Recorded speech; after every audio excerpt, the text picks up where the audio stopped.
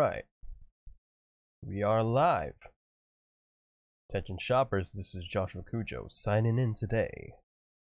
Yes, today we will be playing the Great Ace Attorney Gyakuten Saiban. And it looks like we already have some people here. That's nice, that's nice. Now that first person, unfortunately I can't read, I believe that's Russian. Yeah, I don't think I can read that, I'm sorry. But hello, thank you for coming by. And Shio Cardona also, thank you for coming by. Alright. There's not much I need to say at the moment, so... like, in terms of, like, announcements. So I think I'm just gonna go ahead and... go right into the game. 1 second. Did I tweet out that I'm alive? I did. Good. Good. In that case, I'm just gonna go ahead and switch some screens around.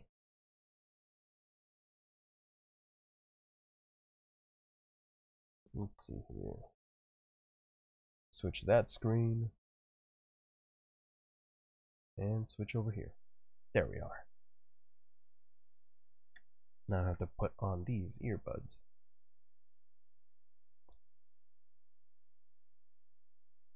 I just wanted to get into the game because I really want to know what happens next. That first trial took me like like 5 hours to get through, which is I believe the longest I've ever had to do on the first trial of an Ace Attorney game. Which makes me wonder just how long this game is going to be. And here we are. Alright, I already loaded the save, so please do not skip.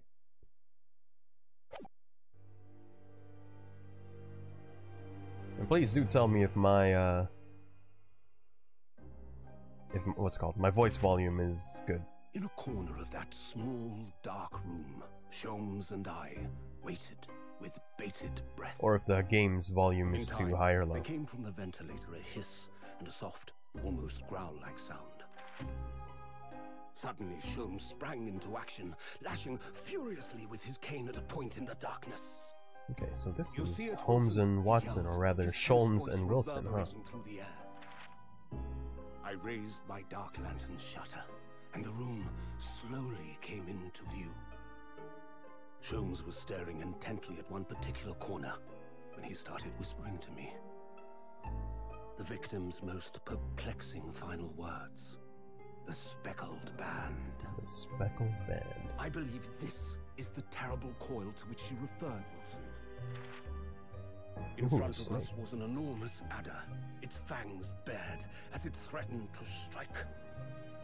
It truly was the most terrible speckled band I had ever seen. I wonder how this is going to relate to the case.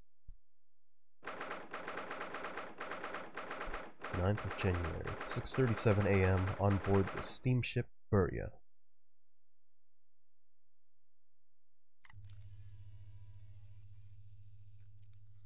So then, let us unravel this mystery. Oh, this is Sholmes, isn't it? What events led to this curious murder? Oh.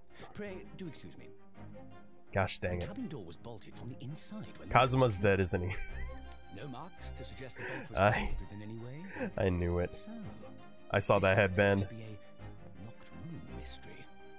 Yeah, I had guessed last trial that Kazuma was taking on the role of like Mia, and then I said, this dude's totally gonna die, isn't he? A Russian word. So the victim was a Russian man then. Sorry, I can't read Russian. Suggesting he was compos mentis at the time. But I can read that. Akeruna. Extraordinary script. And evidently Which means don't open it. This message. In fact, I deduce it was written Kazuma found dead, yeah. Dang! You can't keep any friends in this game. This paper seal was placed just prior to the incident by the victim himself, I would venture. Well, what have we here? Oh. Who are you, and what do you think you're doing here? No one must touch before maritime police come. We must wait. That won't be necessary. You see, In less than 5 seconds from now, I will reveal the killer to you. What? Don't be absurd. This is murder. I need cabin Murder. from inside. Ah yes, the locked room. But that mystery is paper thin. You don't mean the culprit is in there? Who are you? And where have you come from? Wait, was that Hosonaga? British consultant detective, the only one in the world. Herlock Sholmes. I presume you must have heard of me.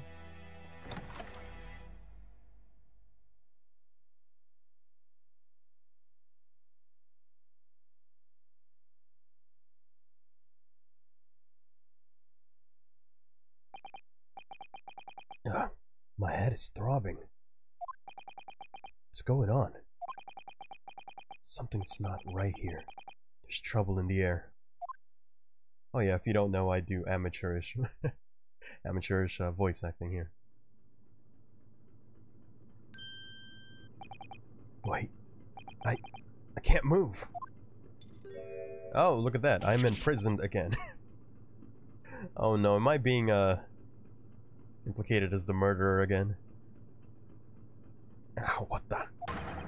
Why am I in handcuffs? So you wake up now, huh?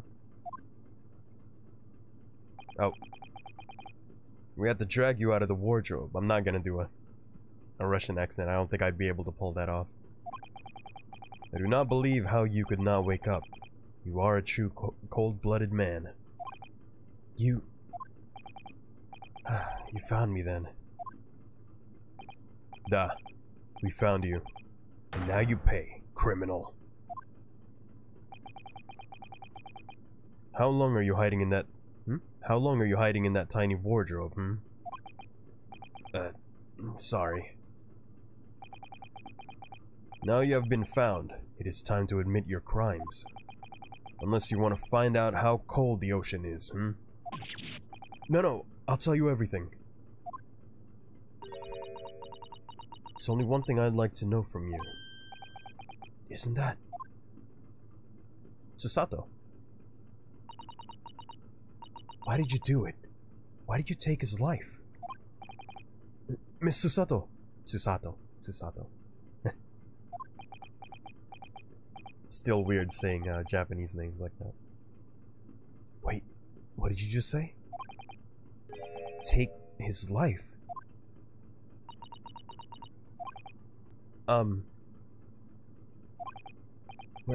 Where is he?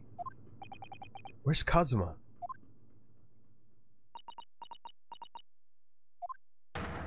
Ha! You pretend you do not know? You are a wolf in sheep's pelt.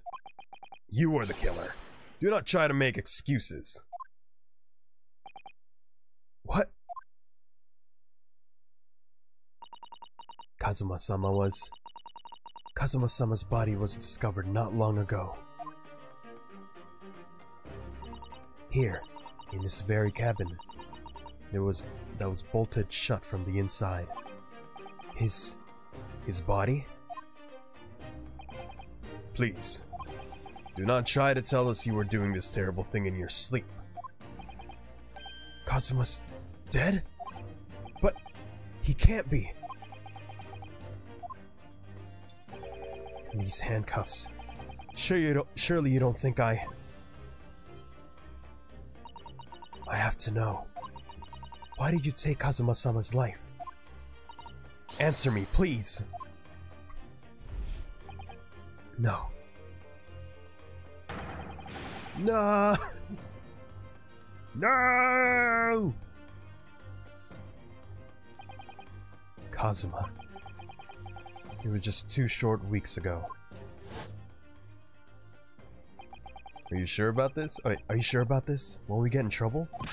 Don't you find it fun being a stowaway? Besides, how else could you come to England with me to study? It was really something else when they brought your luggage in here earlier, though. The way that Russian crewman just tossed your traveling case onto the floor. I thought I was gonna die. Yeah, I still can't quite believe that. I really didn't think you'd be able to fit inside my trunk. You must be even less of a man than you look. Hey, honestly, I thought I'd broken every bone in my body. Well, it's about 50 days until we dock in Great Britain. But if you confine yourself to my cabin here, I don't expect anyone will discover you. I hope not. I get this feeling those Russians wouldn't be very forgiving on a stowaway.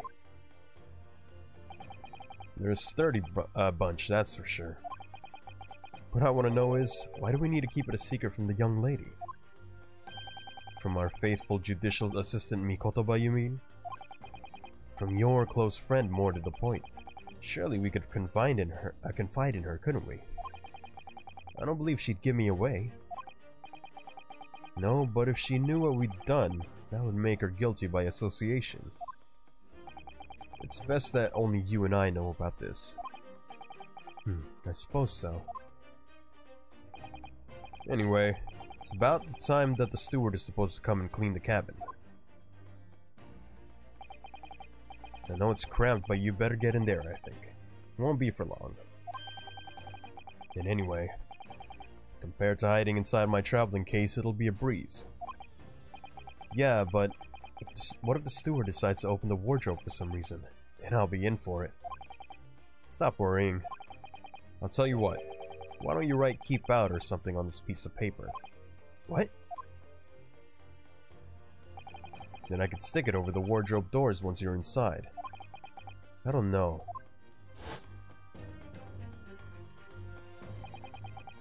I've only been at sea for about 15 days. How can this have happened? We were supposed to be going on this adventure to England. Together! We leave you at next port. Stay quiet until then. Don't make more trouble for yourself. Murderer. No, I'm not a murderer. Duh, you said before. You said you admit to everything about your crimes. No, that's not right. I mean, yes, I did stow away on the ship, but murdering my best friend? No one else could have done it. Admit the truth. Susato-san? Please, tell me what happened. I need to know. Very well. There is something I would like to ask of you, too. Those eyes. She looks like she's ready to destroy me. This nightmare is getting worse by the minute. I suppose all I can do is try to find out what really happened. Kazuma's death. What happened? What is that on the floor? Do you see that? It's all purple. He really has been killed, hasn't he? This isn't just a bad dream? And these handcuffs. You think I did it? You think I'm Kazuma's killer? When they found him, the cabin was locked from the inside. What do you mean? There's no access to the cabin via a porthole window, and the bolt on the door can't be operated from outside. In other words, after the crime, the culprit couldn't have escaped these four walls. What? There's that grate up there. Maybe they went through there. Or to put it another way, the culprit can only have been someone inside this cabin. Or do you have some other explanation? This is impossible. How did he die then? What happened exactly? Are you still going to deny the charge, even despite the circumstances? Please, Susato-san, you have to tell me. I wonder... They were talking about a snake earlier, in the beginning of the case. I wonder if someone put a snake in the room, maybe through that grate, and then it killed Kazuma. The cause of death is still undetermined. They don't know how he died. The ship's doctor is examining the body, but of course he has no post-mortem analysis experience. I don't suppose we shall learn more until an expert has been consulted at our next port of call. So presumably that means there were no obvious external signs of injury then. That's true, yes. About the incident. Can't anyone tell me what actually happened here in this cabin? I don't understand it. Why would anyone want to kill Kazuma? Presumably that's something you know the answer to better than anyone. Please. Whatever you say, you were here in the cabin after all. Well, yes, I was, but... He would always wake up before dawn and do his training first thing in the morning.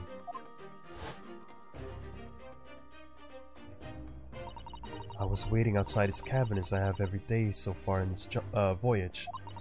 But this morning, he did not come. I could sense that he wouldn't. Does that mean he was already dead when Susato-san arrived at the cabin door, I wonder? I knocked, but there was no reply. And I started to become worried, so I went to find a member of the crew. The crewman forced the cabin door open, and we managed to get inside. There was Kazuma-sama collapsed on the floor. I wonder what that says. And the white tape there now shows exactly where he was found, I suppose. I had no idea anything had happened. I must have been asleep in the wardrobe somehow. I wish it wasn't the case, but that's just very hard to believe. This is all very hard to believe for me too, trust me. Now I've told you everything that I know, so it's my turn to ask you a question. Yeah, alright. My head feels so heavy. It's still throbbing like anything. What does that mean? Still throbbing like anything. I've never heard that said that way. Okay, 2 more choices. Oh yeah. Do I have anything court record? My pen and the paper seal. This is the paper seal I wrote for the wardrobe. I remember really working hard on it, but I'll never forget how Kazuma reacted. You expect the Russian crew to be able to read that? He said. Still, I was sure people would get the idea even if they couldn't read it, so we used it anyway. And it worked. I don't know if the crew thought it was creepy or what, but no one opened the doors. Anything in the back? Glue. You could see the remnants of the glue we used to stick this over the wardrobe doors. Although it wasn't proper glue, of course, we didn't have any of that with us. So I pulverized some rice into a paste and used it. Hey, I've done that before. Yeah. Back in elementary school, I had to paste some pictures onto a book. Except I didn't have glue, so I used rice instead. To a stowaway like me, every single grain of rice represents precious rations. That's why I spread it as thinly as I possibly could. Couldn't bear to waste any. Okay. Nothing left over there then. Okay. Stowaway. I forgot. Alright. Did I forget to ask if you could actually hear me, by the way? Or if my volumes were okay? I hope they are. Why are you even aboard this ship, Naruhodo-san? You said something before about being a stowaway, didn't you? Oh, yeah. I'm afraid that's true. It's 2 weeks since we left Japan now, and I've been shut up in this cabin the entire time. I had no idea. But how could you have occupied Kazuma-sama's cabin for so long without him noticing? No. That would have been impossible, obviously. Yes, of course. Kazuma invited me. He wanted us to see England together. He wanted us to go to England together. He actually asked you? But why? I'm afraid I don't really know the reason myself. I don't understand.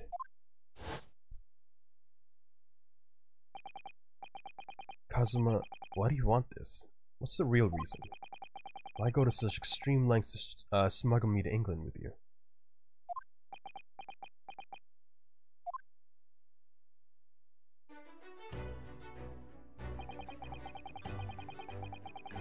It's an idea that's been on my mind ever since the end of that incredible trial. I think I told you then, didn't I? That you ought to become a lawyer yourself. Well, yeah, you did say that, but I didn't think you were serious. You have a talent for it, I can assure you of that. But I've never really thought of becoming a lawyer. Well, that's something you can decide for yourself. London is at the spearhead of cultural development, the center of the world in many ways. There can't be any harm in seeing such an important place with your own eyes, can there? Well, no, definitely not. But on a personal level, if you were to become a lawyer, then what? Nothing. Forget it.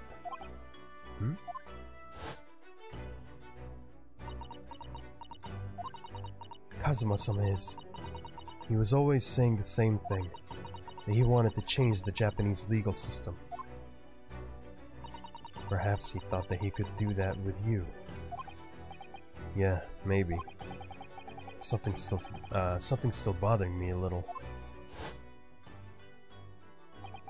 The look in his eyes then. It was darker than I've ever seen it before. Sasato-san? I'm sorry that we kept it a secret from you. My stowing away in the ship, I mean. If I know Kazuma-sama, I expect he was trying to protect me, to avoid me becoming guilty by association. That's exactly right, yes. Word perfect, in fact. Last night. If you're not the culprit, then tell me. What happened last night here in this cabin? Well, the thing is, I don't really remember. Kazuma brought me something to eat just like he always did. Then I got myself into that wardrobe over there, just like I always did. After that, I fell asleep? Well, yes. So deeply that you didn't even stir when Kazuma-sama was killed. Well, yes. I know it sounds unbelievable, really I do, but it's the truth. If only I'd woken up, then perhaps I wouldn't be in this predicament. For some reason, my head's still throbbing like anything. Really?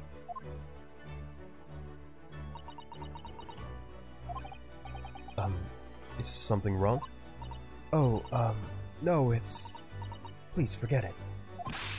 Susato-san, you have to believe me, I didn't do it. I really don't want to doubt you. But the trouble is, there's no one else who could possibly have done this.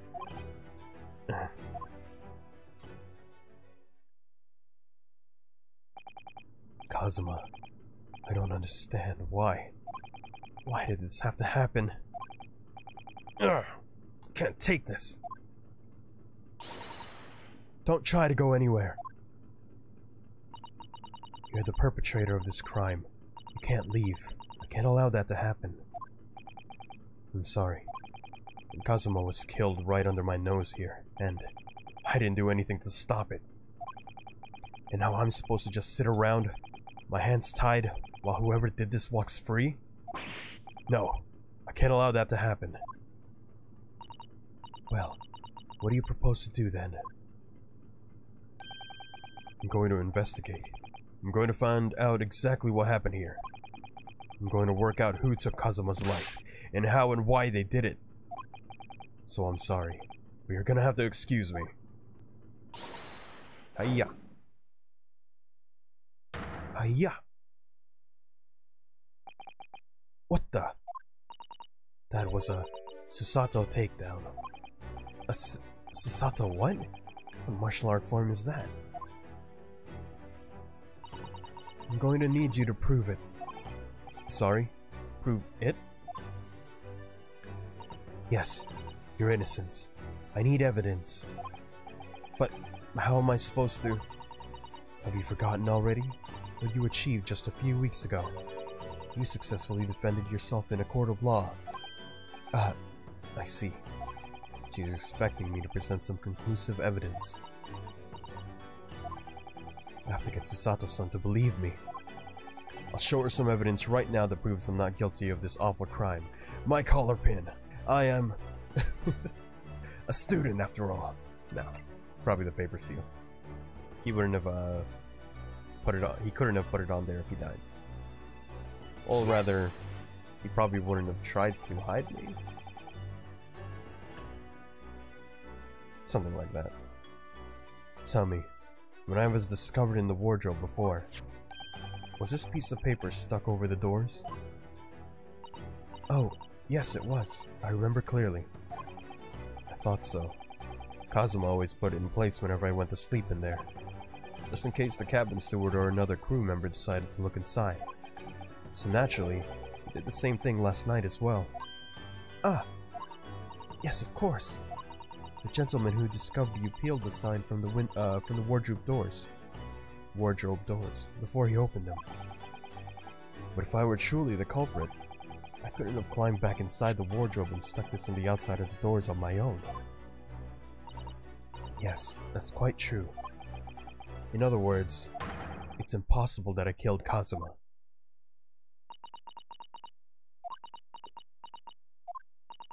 Well, even if you are sprawled hopelessly on the floor, I can see why Kazuma-sama thought so highly of you. Thank you, Susato-san. Now, you think perhaps you could help me up?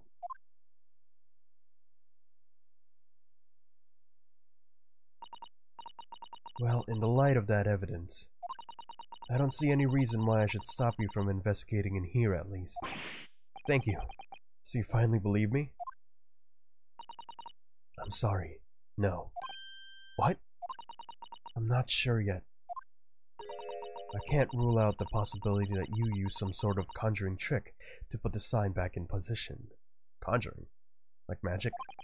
What does she think I am, a magician? For now, I suggest you investigate as thoroughly as possible in here. I'll do the same. Alright, let's get to work, Susato-san. Please don't misunderstand me. I still have my doubts. Oh. I shall be watching you to make sure you don't do anything that might disturb the crime scene. I wouldn't want you using your conjuring tricks to destroy evidence, for example. Right. Well, anyway, I should make a start on investigating in here. Examine everything I can. Kazuma, I swear, I will avenge your death. Hey, Susato? Have you seen my badge? Susato-san, about this... I'm sorry, Naruhodo-san. But we don't have time to waste on anything else. You must find clues. She looks serious. Really quite deadly serious. She's gonna kill me. Okay. Alright. Let's examine what we can. There's nothing else to talk about, right? Yeah.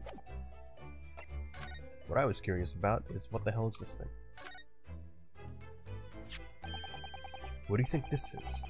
It looks like a what the? Looks like a broken piece of glassware. Whatever that thing was, it appears to have broken clean in two. Oh, hey, that guy is there. I didn't even notice. That glass is such a beautiful color. It looks like a cute little Netsuke fastener from a kimono outfit. I'm not sure that sounds like Kazuma. He wouldn't have secretly carried a cute little trinket like this around with him, would he? Hey, he can do whatever he wants. Ah, Kojiro! Welcome to the stream. Thank you for coming.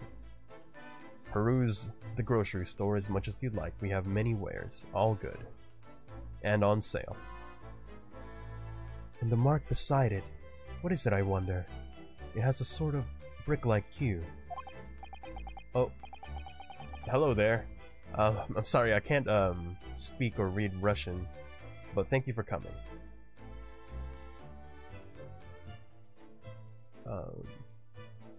No, I wouldn't even know how to start reading that, unfortunately. Yes, you're right. It's the color of brick, isn't it?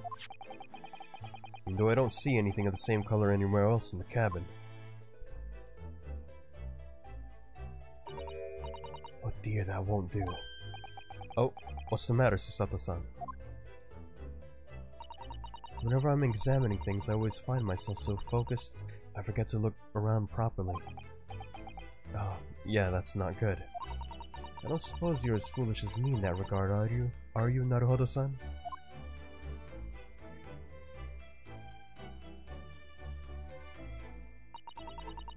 I'm sure you're careful to look around using directional pads, aren't you? Sasato-san, what does directional pads mean? Now, let's investigate all corners of this cabin. Yes, let's do that. I suppose my field of vision has been rather small until now. His katana?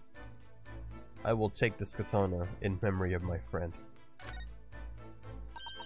That's Kazuma-sama's precious sword. He never went anywhere without it. Yeah, he was always saying that a Japanese man's katana is his soul. How am I doing? I'm doing fine. Yeah. I really wanted to know what happened next in this story, so I was excited to play the game. I love the fact that I am able to play a new Ace Attorney game. They are one of my favorite franchises. Yes. How are you doing? I'm glad to finally catch your streams. Yes, of course. I'm glad to finally be back to streaming. I'm back. It was kind of boring, you know, that I mean, I was able to get some work done, like drawings and all that, and some recordings, but I did miss streaming a lot, and I'm glad to be back. I believe he had to work very hard to convince the government to allow him to bring it on the ship. I suppose that shows just how important it was to him. And now he's gone, but I'm not ready to let his spirit go just yet. I will become Kazuma. Put the bandana on. Let it flow through you, Naruhodo. Okay. Table, what is that on for? Oh, not that. This. There's nothing on this table at all. The plate and cutlery are all over the floor for some reason. Yeah, it's strange.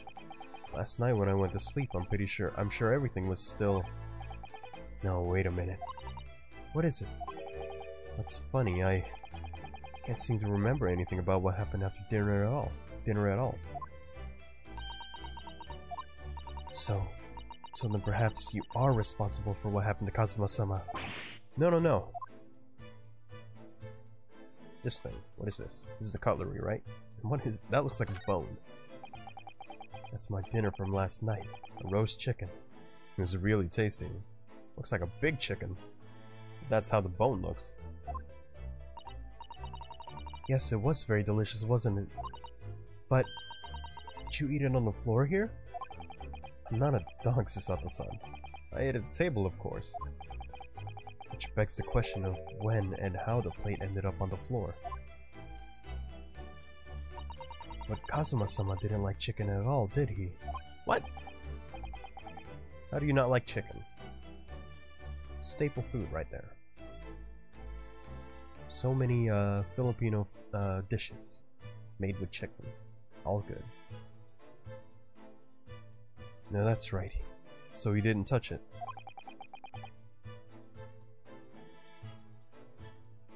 Good, I missed it. Your health does have to come first, though. Well, it wasn't my health that was the problem. It was my what's it called? My internet.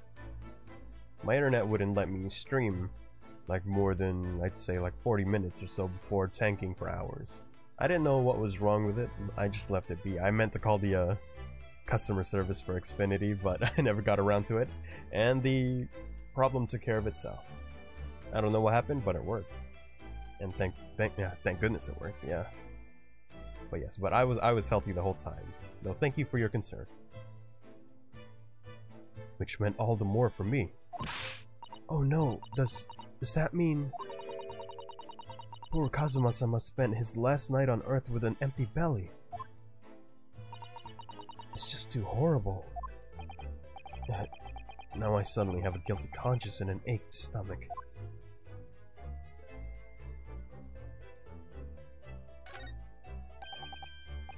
Seigi, the Japanese word for justice. The brushstrokes are straight and true, just like Kazuma. Yes, his calligraphy always was a reflection of his heart. Yet can you really look at those characters without feeling shame, knowing who drew them so thoughtfully? Of course I can. I mean, I'm innocent, so why shouldn't I be able to? Even though you stowed away on the ship. Now you're gonna bring that up, are you? I can't win. I'll save you for last, don't you worry. I wanna know what this thing is. And allow me to just, there you go. Just my position. Kazuma died? Yeah. I predicted it from last stream that he's taking on the role of Mia from the first game, so I said, yeah, this dude's totally gonna die next next game. I mean next case. These are the rules of passage for travel aboard the SS Button in their cabins. Pets are also strictly forbidden.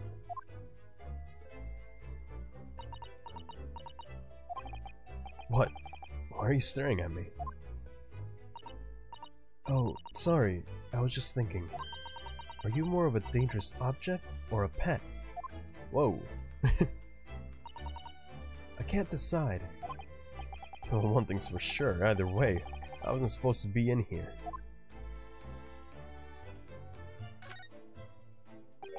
Why does that sound like... I'm gonna regret saying this. That whole dangerous object or pet. Just sounds like she's asking you, are you a top or a bottom? The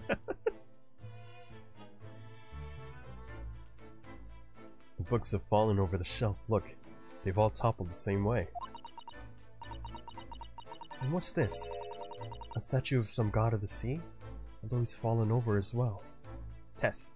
Are you testing the time? The time I react to your comment versus how long. Is your stream what's it called? Lagging behind? You might have to refresh your page if that's the case.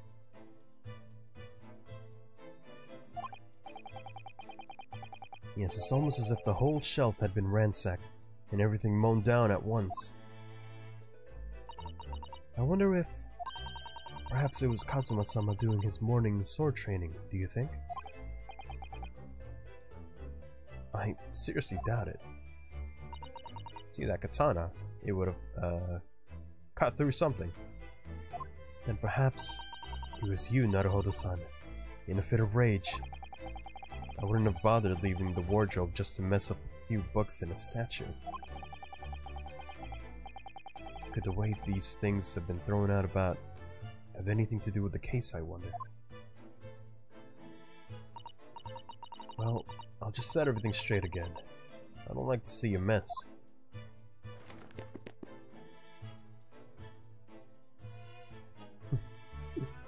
I like that statue. And this is the wardrobe I mean the trunk that I stowed away in. It's a very large traveling case, isn't it? Yes, it carries a lot of memories for me. Memories? What do you mean? Well, that's actually how I stowed away on this vessel. I was brought on board inside that case. Oh, that's a big delay? 2 minutes there. Yeah, I think you might have to, what's it called? Refresh your page. Just in case. I did set this thing to low latency, didn't I? Let me check. One moment. I did, yes. Okay. Yeah, you might have to refresh your page.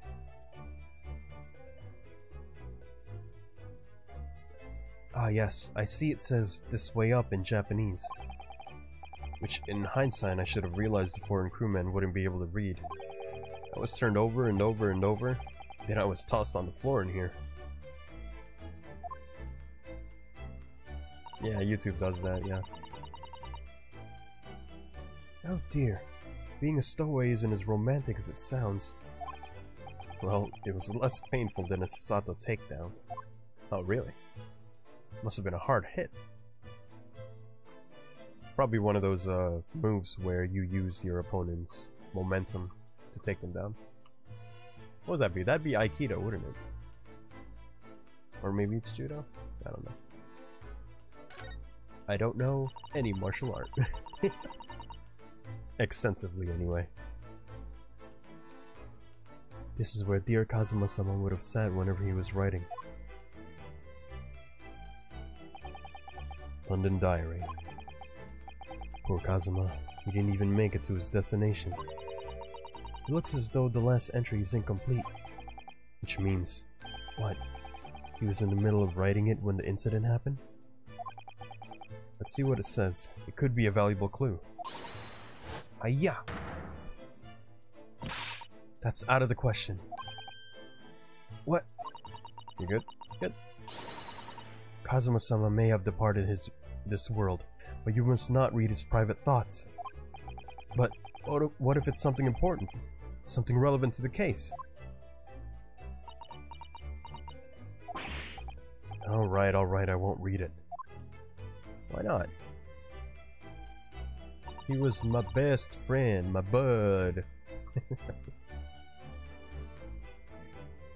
Poor Kazuma-sama. I don't like prying into people's personal matters either.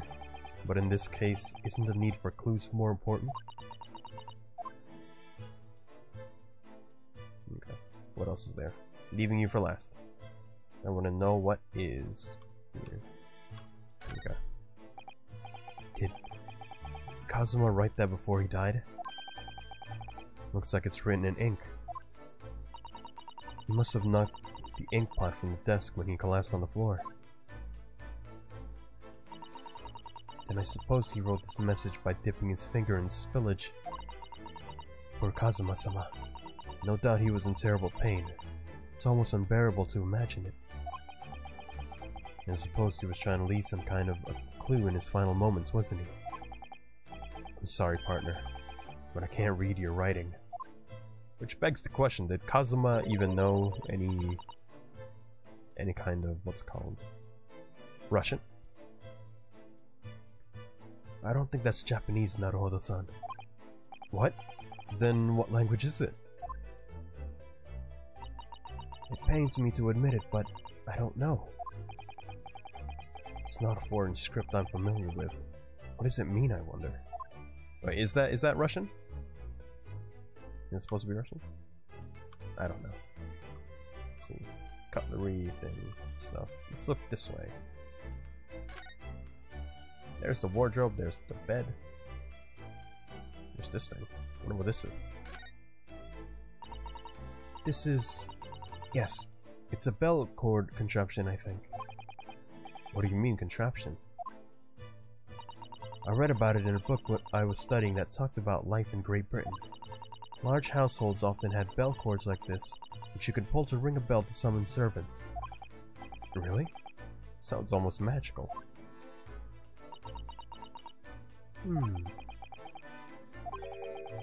Shall we give it a try? Yes! In the interest of cultural research, obviously.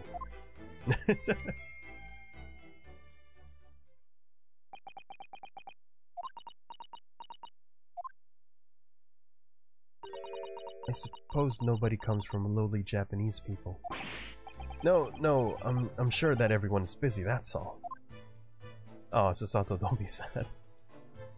Yes, this event, dare I say, seems sus. Okay, that's enough of that. I think that's some kind of... I'm sorry. I think that's some kind of opening for a ventilator. A hole through which fresh air can circulate into a cabin. Isn't that a little odd? What do you mean?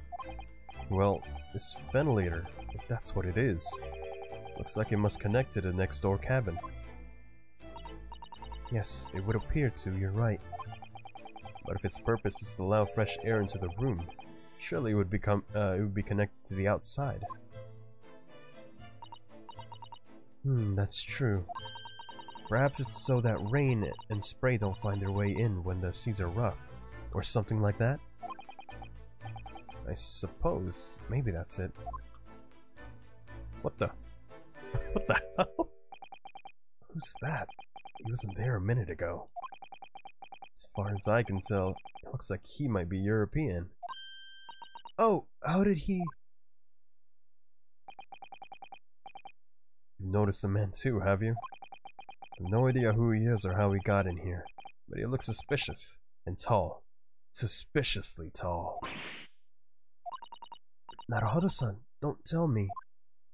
Do you really not know who that is? Well, no. I don't have any foreign friends or acquaintances at all. He doesn't look like a member of the crew. There's something very unusual about him. Is he investigating Kazuma's desk? Or is he just playing on it? I can't tell. Well, in that case, you simply must talk with him. Am I just imagining it? Or does Sato-san look almost uncontrollably excited? By the way, I expect that you've noticed already, but just in case, if you press A on people when they're in crosshairs, you could converse with them. Alright then. I'll get the suspiciously tall gentleman in my sights and see what he has to say for himself. Oh, please do! Well, before I do that, let's look at this thing. It's some 2 weeks since we set sail from Japan. Have you really been living in that wardrobe the entire time, Naruhodo-san? I think living isn't quite the right description. Oh no, I suppose not. Although it must have been rather exciting, making this voyage in your own secret hideout. The trouble was, I never knew when a member of the crew might come in. So yes, I did basically have to live in the wardrobe. And last night was no exception. But because of that, you had no idea what was happening out here in the cabin. No, sadly not.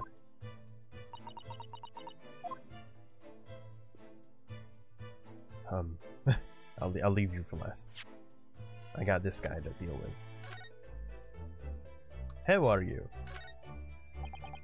Perhaps I should see what this Russian crewmate makes of the scene of the crime. Excuse me? What?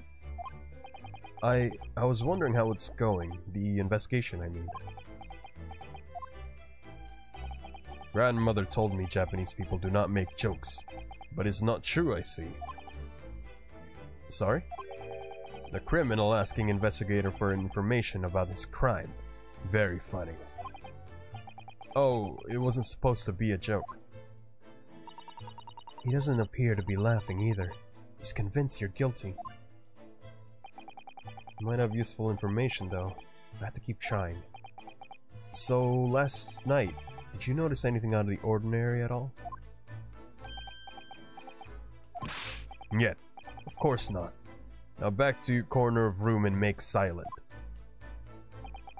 I say no more to you. I say no more to you. Nope, I don't think I should be doing that. Did I hit a nerve?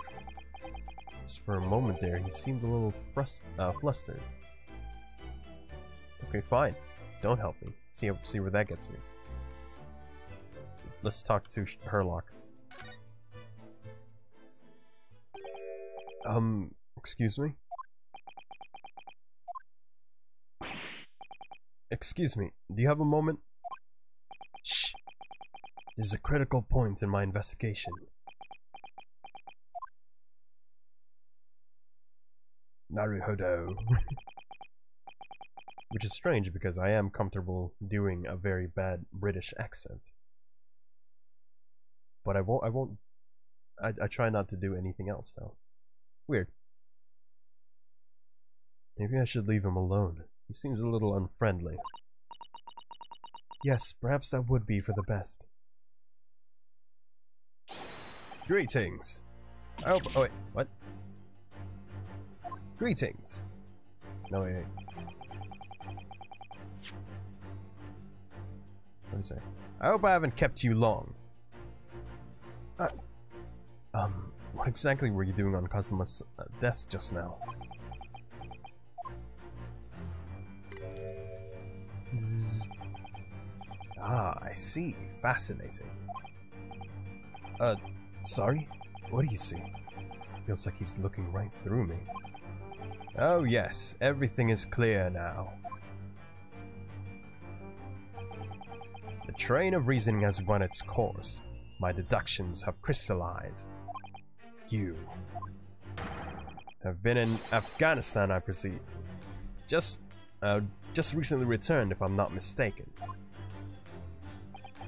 Sorry? What? And now, whilst venturing towards foreign climes, you find yourself in a most troubling predicament.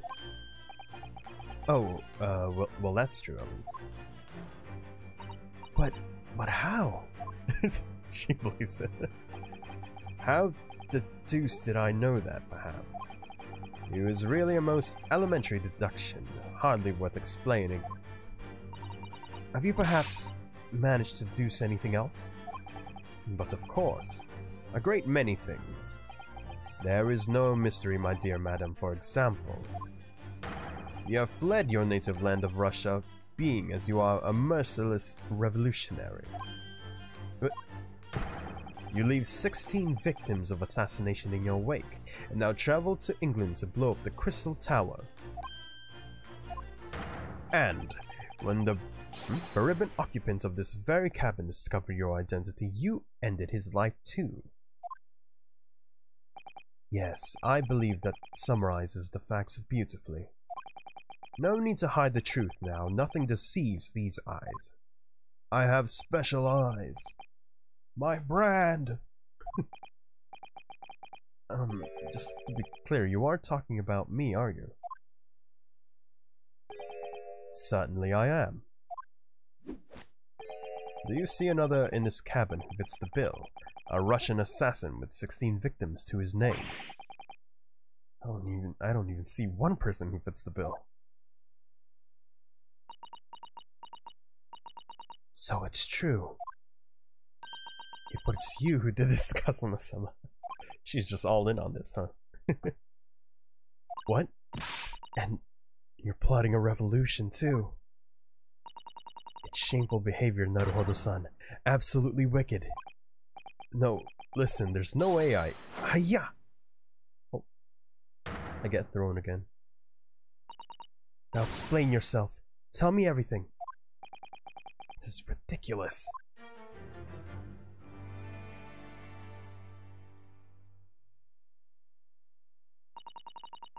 How could you do it? For pity's sake, open your eyes. I'm not a Russian revolutionary, obviously. Oh, forgive me. And as for you, what kind of deduction was that? You were just saying the first thing that came into your head. Ah, but was I not right? Whilst venturing towards foreign climes, you do find yourself in a most troubling predicament, do you not? Well, yeah, maybe. Ha! There you have it, you see. What do you make of that, Well, to be honest, the ship is en route to England, and I'm in handcuffs at the scene of a murder. So, I'm not really sure you could call it deduction. It's more plain observation. Indeed. An observation, my dear boy, is the basis of all deduction. My method is founded upon the observation of trifles, you see. I announce my findings with a brassy certitude. And more often than not, I'm right. I don't think you introduced yourself. Ah, my apologies. Well, what the hell was that noise that just came out of me? Ah, my apologies. How remiss of me. I am none other than the greatest detective of the century, known to men and women the world over. The inimitable Sherlock Holmes. So it's really you, the actual Sherlock Holmes. The very same, the inimitable actual Sherlock Holmes. Do you know this man, Sato-san? The most famous detective in the world? Naruhodo-san, of course I do. There's no one who hasn't heard of him. Nobody. What planet have I been living on then? We must ask him what he's deduced. He will have to work out the entire case already, I'm sure. Oh, he will have. He will have one. Really? Why do I feel uneasy about this? Hello, Sherlock. May I present to you my badge? Mr. Sholmes, what do you make of this? Shush, quiet. When I'm ruminating in the course of my deductions, nothing must disturb my mind. Oh, sorry. Ah, an Indian curry, perhaps. What's he ruminating about? A lunch menu? I could go for some curry. I haven't eaten anything, actually. After the stream. Let's say Kazuma. How about this thing? I've never seen anything like this. Most extraordinary writing. You said the same thing earlier this morning, I think. Indeed. But its uncommonness is so remarkable I felt the need to say it anew. Yes, I do believe these characters may be a crude attempt at a Japanese script. What? Mr. Naruhodo, I don't like to be the one to tell you this, but I think Mr. Sholmes is trying to say that your handwriting is a little untidy.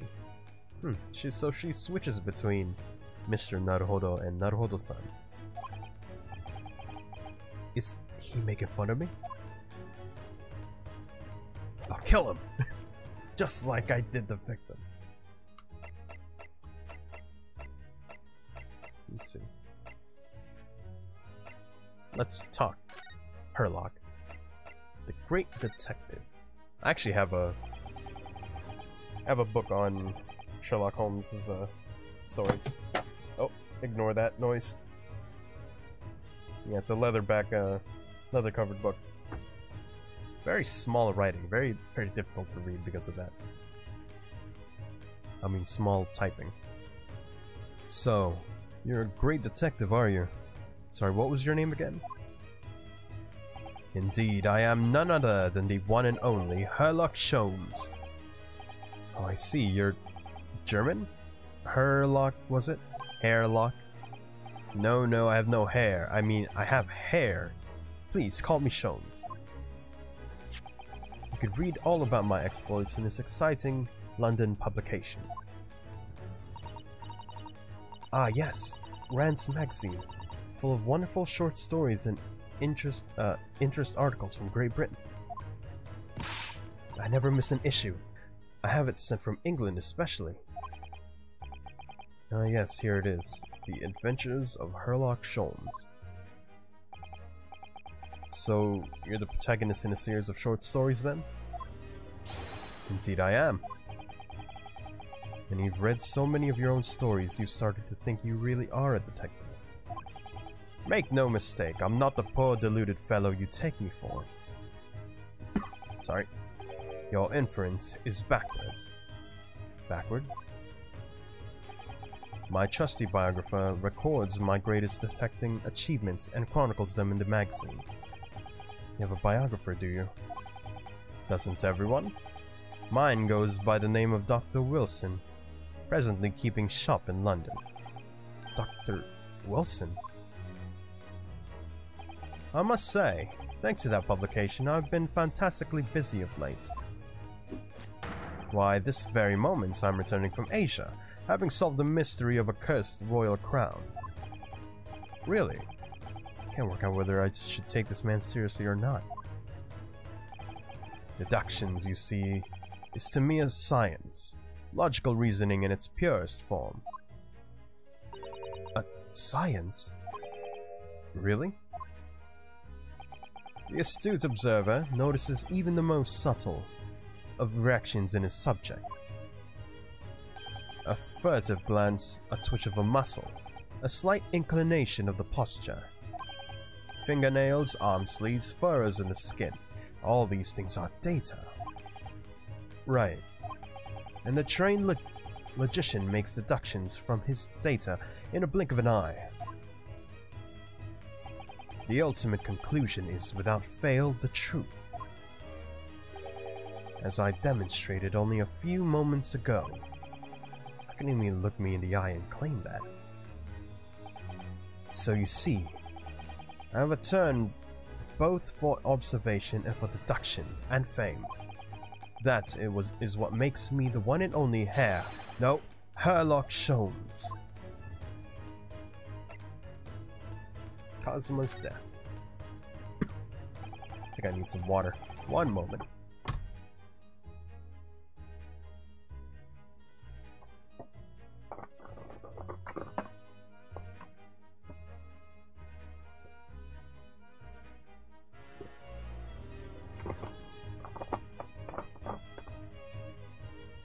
There you go. You managed to deduce anything about this particular case yet? Have I managed to deduce anything? My dear fellow. Who do you suppose discovered the culprit in his most cunning hiding place? That's right. It was none other than the great detective before you now, Mr. Herlock Sholmes. Ah, I see. In other words, I'm in these now because of him. When I became anxious about Kazuma-sama this morning, I summoned all of the crew members to force the cabin door open.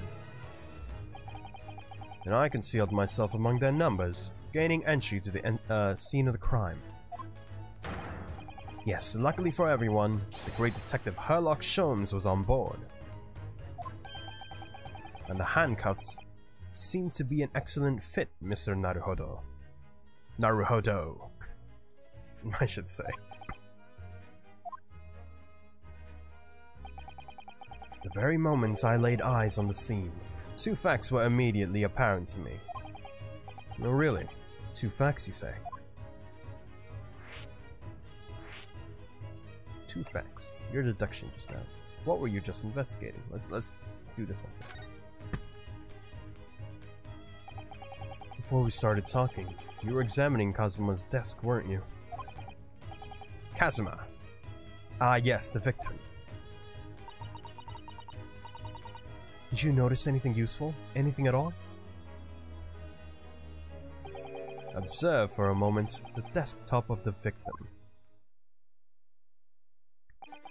We see that the victim was engaged in penning some text. London Diary. London Diary. Kazuma was keeping notes of the trip.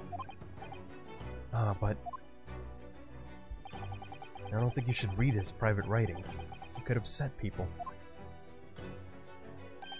Tragic. And something you ought to perhaps elucidate before the act of reading. You mean you've read it already? It is my business to know what other people do not. Yes, believe it or not, I know a smattering of Japanese. Oh, I see. Well, you're about to know what a Sato takedown is. She's not gonna do it, is she? Sato-san? Aren't you gonna throw the detective with one of your trademark takedowns? I'm sorry, Naruhodo-san. What on earth do you mean? Life is so unfair.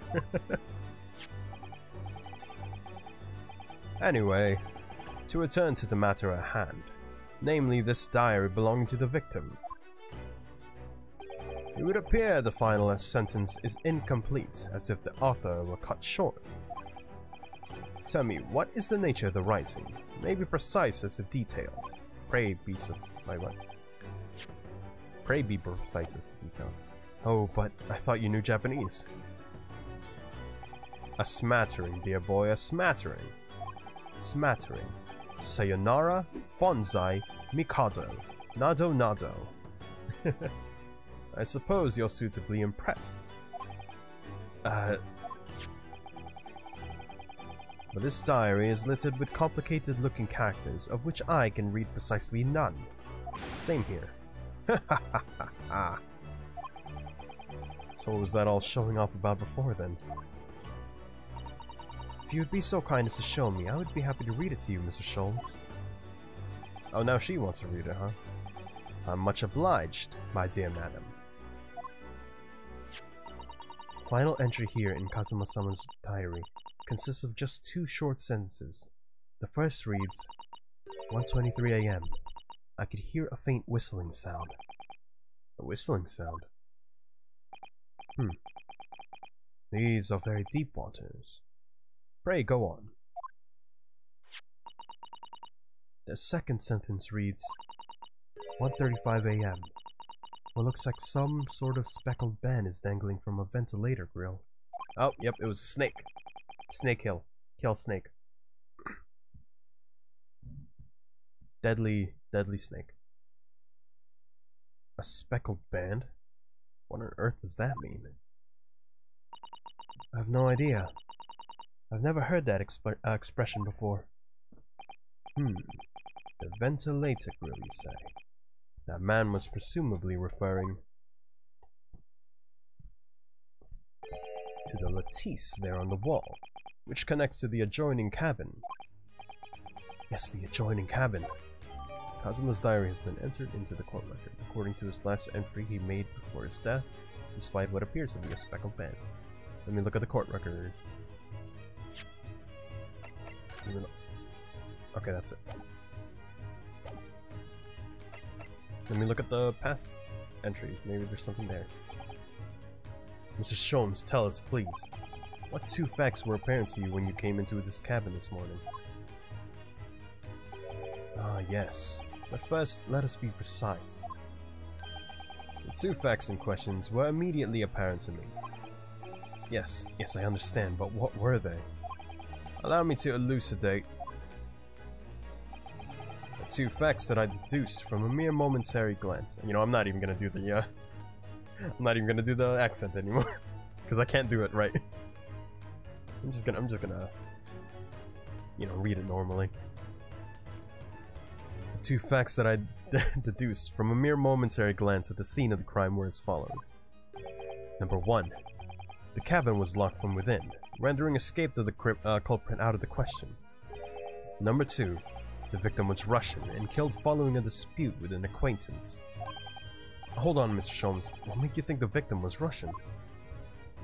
Observe the dying message left by the victim on the floor.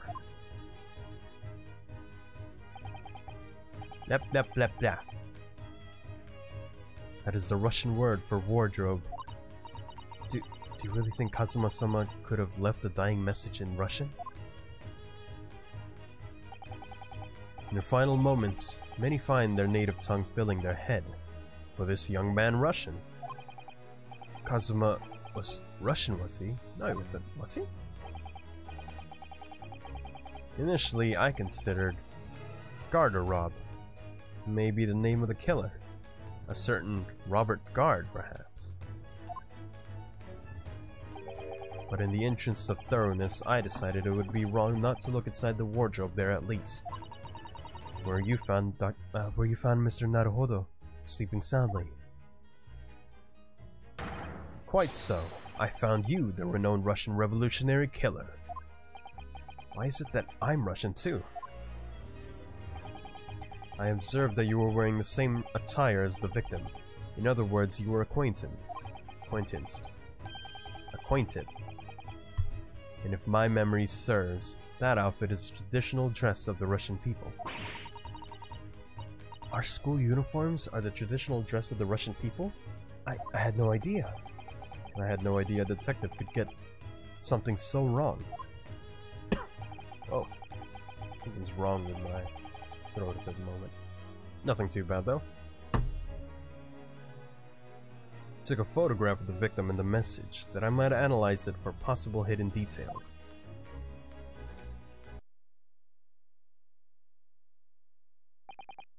This was taken immediately after a young man was discovered, before the body was removed. Yes, Kazuma had been taken away when I woke up. This is the first time I'm actually seeing him like this.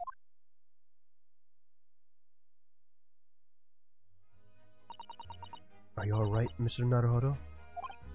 Oh, Yeah, thank you. The photographic crime scene has been entered into the court record. The Russian word for wardrobe in purple ink. It would appear to have been written in the victim's final moments. Can I ask you something, Mr. Sholmes? Let that wait for a moment. Okay. Nothing much. Okay. What, pray? You mentioned Russia before as well, didn't you? You know when you said I was a fearsome revolutionary fleeing from Russia and all that? Yes. The train of reasoning that led me to the truth. Would you mind explaining that train of reasoning to me, do you think? Certainly, if it interests you. How many times... I'm not Russian and I don't speak Russian. Your deduction just now. Can we talk about your deduction before? The things you concluded about me, I mean. The now famous, accurate, troubling predicament you find yourself in. Actually, it was the other details that I was more hoping to discuss. You know, the merciless Russian revolutionary and the assassin of 16 part? Yes. The more sordid details. It was a fairly commonplace deduction. Here we have this morning's paper. A main headline reads, Revolutionary villain Bolshevik flees Russia via Shanghai. This vessel made a port call at Shanghai yesterday, and last night the young Russian was murdered. Since when was Kazuma Russian? Sounds like Mr. Sholmes has concluded he was Russian because of what Kazuma wrote on the floor. Kazuma-sama. It was a simple act of reasoning to realize that the culprit of this crime was the same merciless revolutionary. One who had killed the very man who helped him to escape after his true identity was discovered. Yes, you. Villain Bolshevik.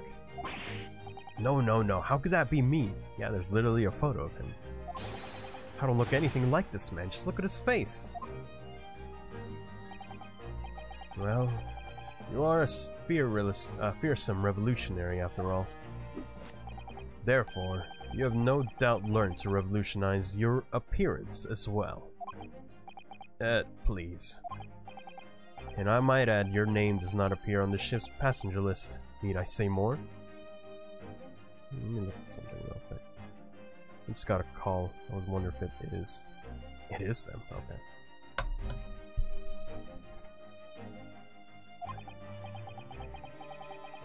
Well, that's because I'm a stowaway. What about the other details? The 16 victims of assassination and blowing up the Crystal Tower. Yes. The journalist clearly interviewed the man and printed all those particulars in the article. The deeds the man has perpetrated thus far, and those he is plotting. Yes, everything about this revolutionary Bolshevik was included. There can be no mistake. Do revolutionaries usually agree to interviews with newspaper reporters, I wonder? What about the part where you said I was just returning from Afghanistan? Also quite clearly stated here in the article. Bolshevik has recently returned after a period of subversive activities in a war-torn region of Afghanistan. Where even is it anyway? This Afghanistan place. Here, take this paper for yourself, as a little memento of this great deduction. Oh, thank you. I've absorbed all that is of interest to me within its pages, but I see no rubbish bin nearby. The article about the revolutionary has been entered into the court record. And you may find the articles on the back page of interest as well. On the back? Cast your eye over it sometime if the interest takes you, though you may need someone to interpret.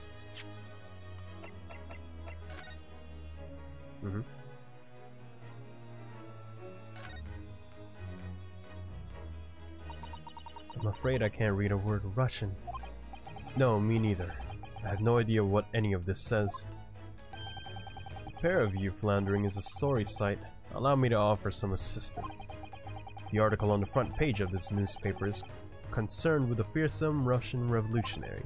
It reads, "Revolutionary villain Bolshevik flees Russia via Shanghai." Yes, you told us that before. It reveals also that those who see the man's beard with their own eyes never live to tell the tale. Oh my goodness, he is fearsome. Well, presumably the newspaper photographer was alright, wasn't he? The solution is obvious, of course. If he despises his beard to that degree, he need only shave it off. I'm not quite sure that's the problem, Mr. Sholmes. Anything else? Oh, hello. What's this? This is interesting. Have you found something relevant, Naruhodo-san? Well, no, I mean, look like it might be interesting. Can't read a single word, I'm afraid. No, nor can I. Look at this picture. Perhaps it's about a beautiful young Russian princess, do you think? She is very pretty, isn't she? I suppose you enjoy articles like this, do you? I don't know. I can't make any sense of it. I'm glad you've noticed this article. Allow me to give you a short summary of its contents. Oh, thank you. Pops up everywhere, this Mr. Sholmes. It's about the disappearance of a young lady last night. Renowned prima ballerina of the Novovich ballerina disappears from Shanghai. During a performance in Shanghai, the famous dancer was reported missing. She is, of course, the talented young Nikolina Pavlova. Why are the Russian names so hard to remember? It would appear the woman was in costume when she was found to be missing from her dressing room, wearing the diamond tiara you see pictured, which is worth some 20,000 rubles. Rubles? Oh, how much is 20,000 rubles? I have no idea, but I'm quite sure it must be an unbelievable sum of money.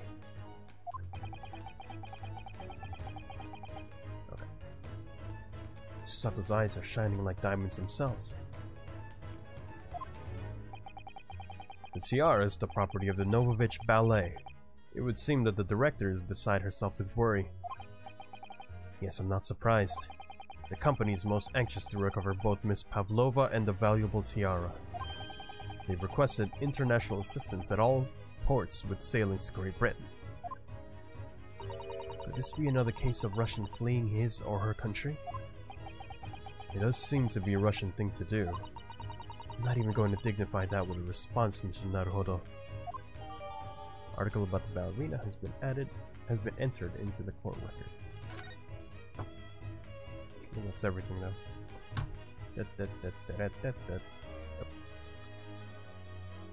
Can I open it? No? Looks not. Looks like I can. Here we go.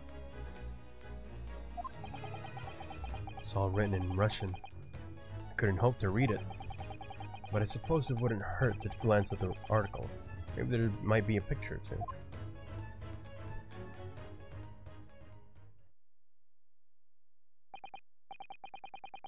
So I believe I've given you enough to consider for the time being, at least.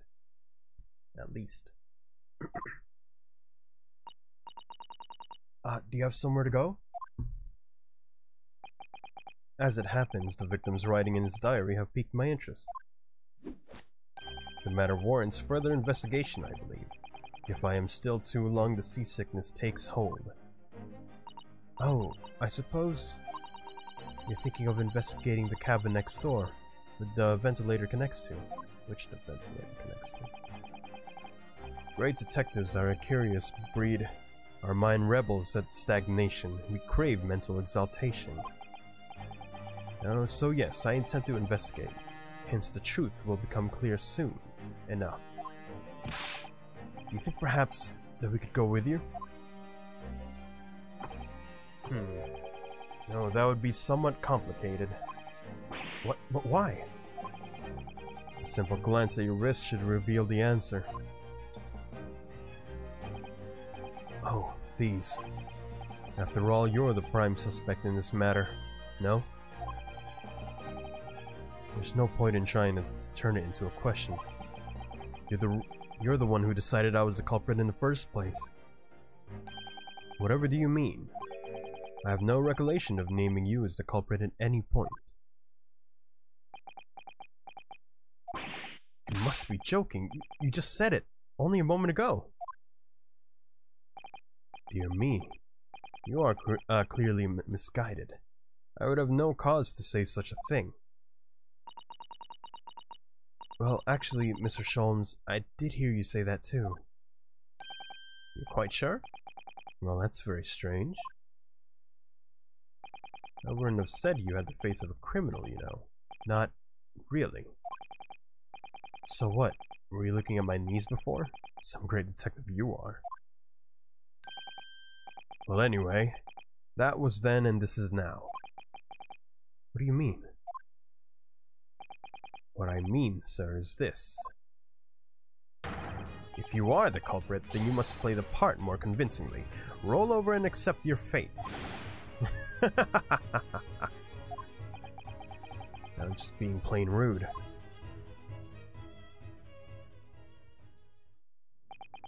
And off he goes, having just laughed in my face. Sense of humor is as twisted as his name. Naruhodo-san, what are you just standing there for? You must go and investigate the cabin next door as well. Aren't you forgetting something? What about these? There's no way I can... Hiya! She just flipped me again. After Kazuma spent his dying moments struggling to leave us a clue, you're willing to give up? You're just gonna roll over and accept your fate? Does he give me any choice in the rolling over part? As if. I think we still have some investigating to finish off in here first, don't we? Let's carry on examining what we can in this cabin while we wait for a chance to slip next door. Good idea. The situation doesn't look good for me, but there are still things I can do to help myself. And I owe it to Kazuma to do everything I can to find a way out of this, and bring the real culprit to justice. Hey, I don't suppose I can leave. Thanks to that so-called detective, I'm even more stuck inside this cabin than I was before. For the time being, I suppose I'll just have to focus my efforts on investigating in here. Okay. Do more investigating. Let's talk, bro. Excuse me. What? I was wondering if I could ask you a favor. Would you mind if I investigated a little outside? Grandmother told me Japanese people. This is the same. Criminal asking prison guard. Oh, I know it's not. The criminal asking prison guard to help him escape. Very funny. We're in the middle of the sea. There's no chance of me escaping. Yet. You stay in this cabin until next port. Then it is up to Hong Kong police to decide what they do with you. You stay. Alright. There's no point in trying to appeal to this man's better nature, that's for sure. Nope. Won't let me go. Any other clues? Anything that's opened up?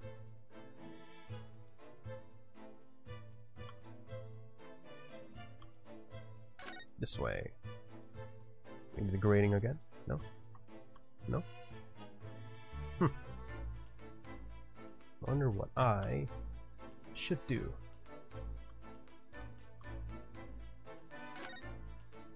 I already looked through there. Not there. Not there either.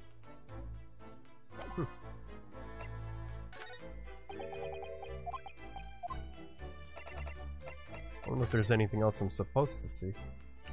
Or maybe like look over it twice.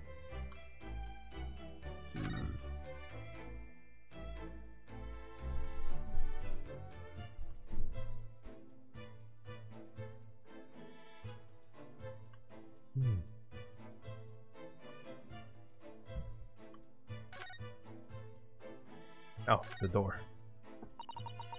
When I went for help and the crewmen forced the door open, this bolt had been firmly closed. It's quite a small bolt, not particularly sturdy, and it just slides across to secure the door shut. But still, with the door bolted, there would be no way to get in or out of the cabin, that's for sure.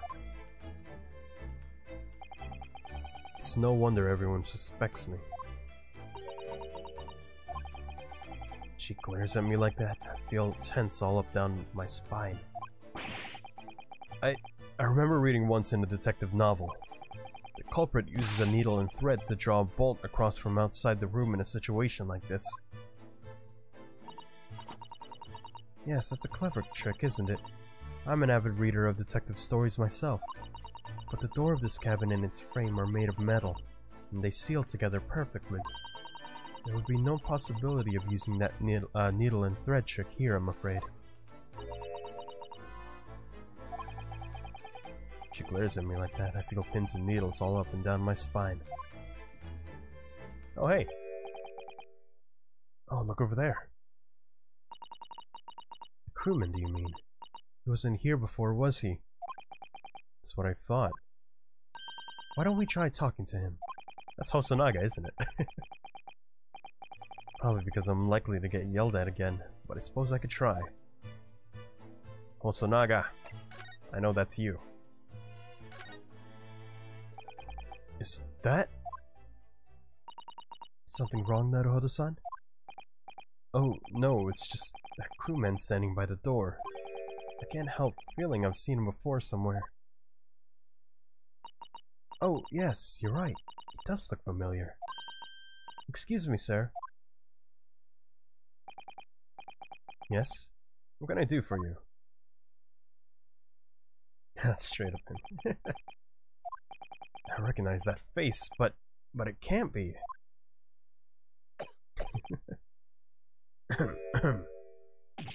It is! I didn't know you were here, Inspector Hosonaga.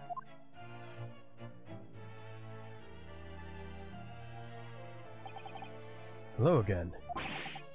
Wait, what are you doing here? I think that should be my line.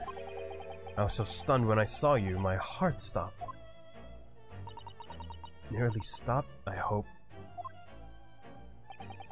Nearly stopped, I hope. I received some special orders to go undercover as a member of the crew and board the ship. Again? You certainly seem to enjoy undercover work, Inspector. If there's anything I can do to help you, please ask. I never expected to see this man on board. Perhaps his presence can help me out of this hopeless situation. Yeah, let me out of here. Have you seen my badge, Hosonaga-san? Inspector, can I show you this? What the? Is that a fabled Imperial Yume University pin badge? I'm not sure it's really fabled exactly, but... So, you're a genuine student then? Sorry? Nothing like me with my regular schooling. There's something much greater. Is that what you were trying to say? Can I have my badge back, please? How about the seal? Ah, this is the paper seal that was stuck over the wardrobe doors this morning, isn't it? That's right. Try to stop the cabin steward opening it up and discovering me.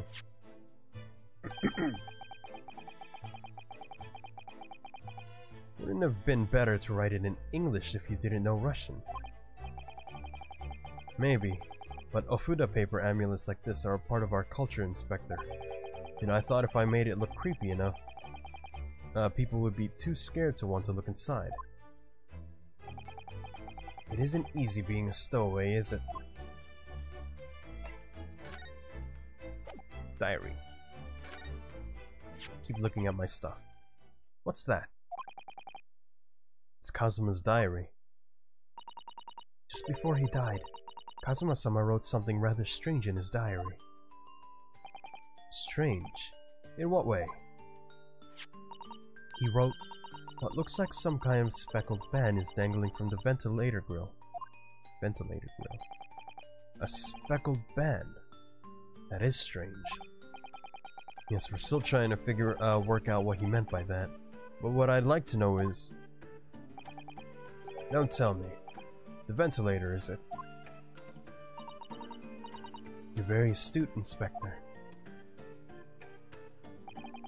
The ventilator clearly joins to the next door cabin. That's right. So if we could investigate in there, we might be able to work out what that speckled band was.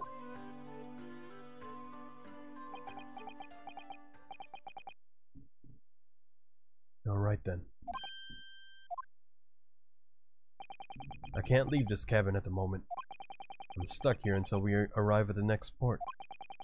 The captain has given me strict orders to guard the scene of the crime, you see. I'll have to entrust the investigation to you. Really? You're willing to do that? Yes. As long as you don't leave the first-class cabin area. I'm afraid I can't remove those handcuffs, though. But what about the captain? Aren't you going against his direct orders? I'm a man of my word. And I promise you that I'll lay my life on the line if that's what it takes to convince the captain. After all, I failed to keep Asogi-san safe. It's the least I can do. Thank you. Let's seize the moment then, Miss Naruhodo-san. Just select move and we can leave this cabin at last. At last. Move. Alright, let's see what we could find out. I didn't even talk to Hosonaga. Have you seen this photograph yet, Inspector?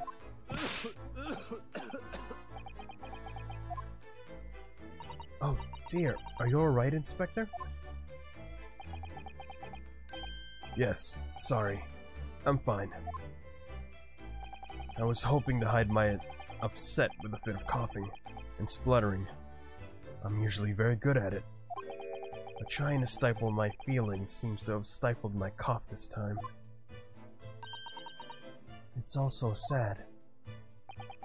Asogi-san was such a promising young man. The Empire had such high hopes for him. I hadn't such high hopes for him, even though I'm just a detective. We're all going to miss you, Kazuma. Revolutionary. Wow, he reacts to everything. Can I show you this newspaper, Inspector? I'm sorry, but I can't read Russian very well. Oh, no, that's alright. I know what it says. So you just wanted to point out your university-level linguistic talents, is that it? Sorry? Nothing like me with my regular schooling. You're something much great. Seems to have a complex, this guy. Sorry, forget I mentioned it. Oh wait, I already said that one.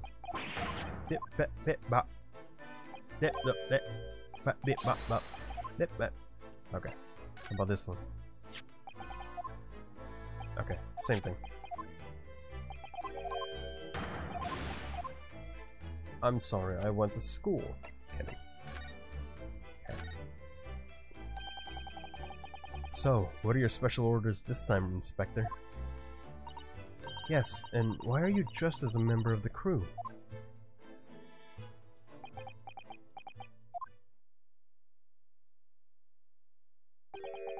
So sorry.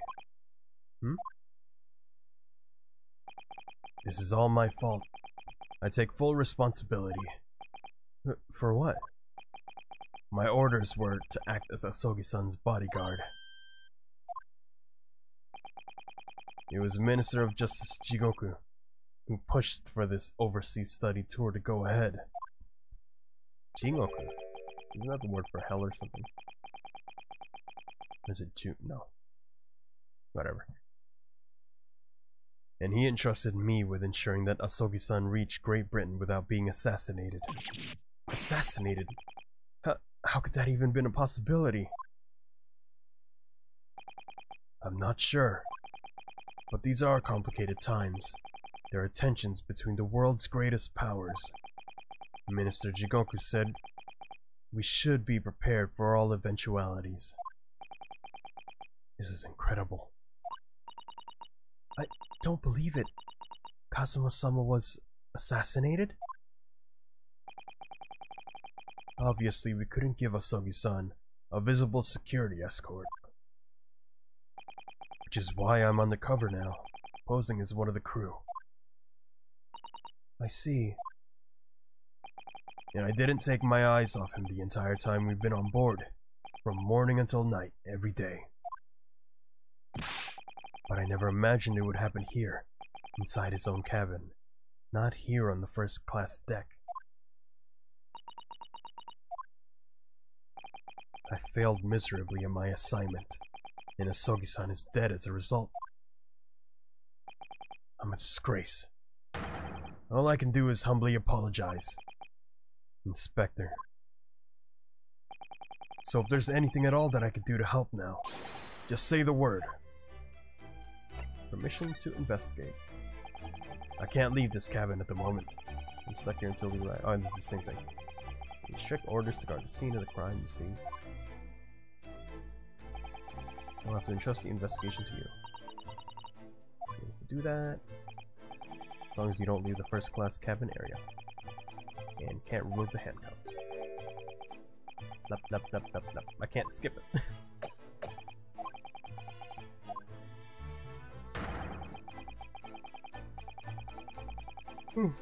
Oh, excuse me. Still a bit sleepy.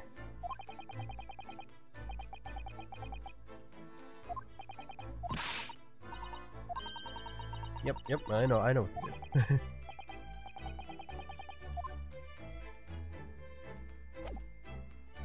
Okay, let's move.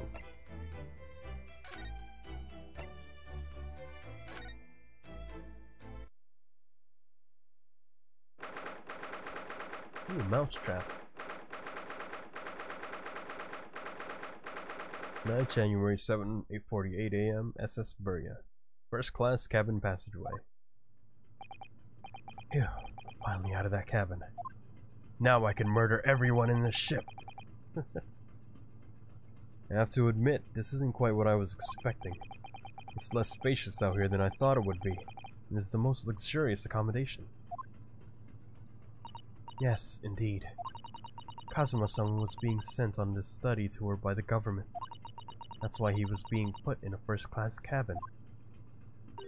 Even still, this is about twice as large as my accommodation in steerage. Really? Must be awful. It's that other guy. That's another crewman keeping watch. And it looks enormous, even if he's sitting down. The door next to him leads to the second-class accommodation. I suppose he's making sure that no one comes in here who shouldn't. I suppose. Like people in handcuffs? Naruhodo-san, you look like a little boy visiting a toy shop for the first time. I would have thought you'd be used to the ship by now. You've been at sea for 2 weeks already. It's not like I could go outside. Well, yes, I know. But the thing is, I was inside Kazuma's trunk when I first came aboard.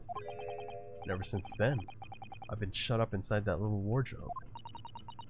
It must have been a very trying time for you. Please, don't give me that pitying look. Oh, hello there. Let's look at this cheese.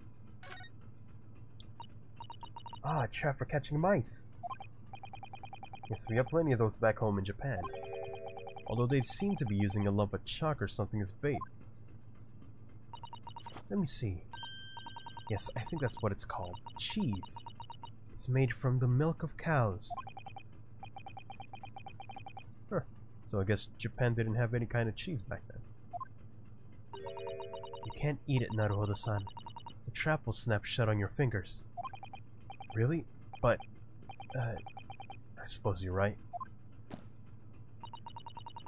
You weren't actually going to try it, were you? All I've had to eat for the past couple of weeks is Kazuma's leftovers. You don't know how hungry I've been in that wardrobe. Who are you? I'll find a little snack for you later. It's the door I was in? I mean the room I was in? First class cabin number 1. Yes, that's our cabin. It was, okay. Not our cabin. It's Kazuma-sama's.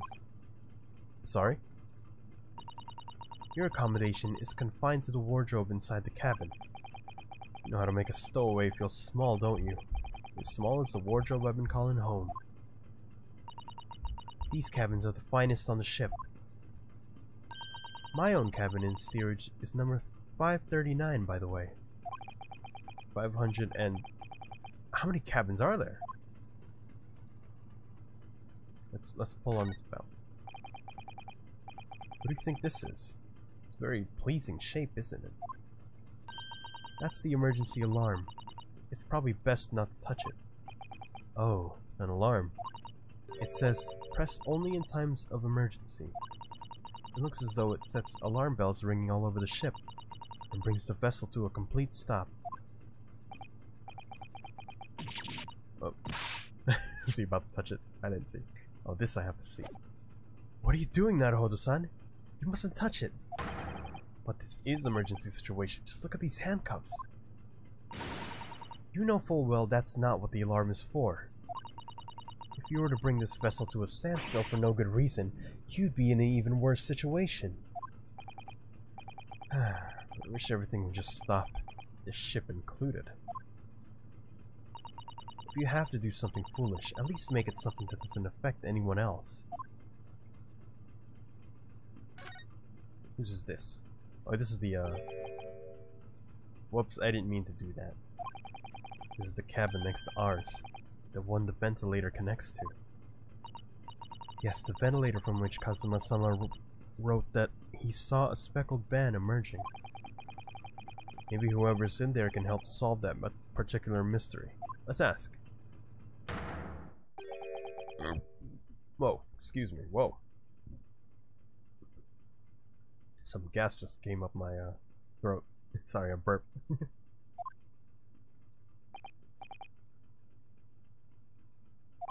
Oh, excuse me, we, need to get inside this cabin here.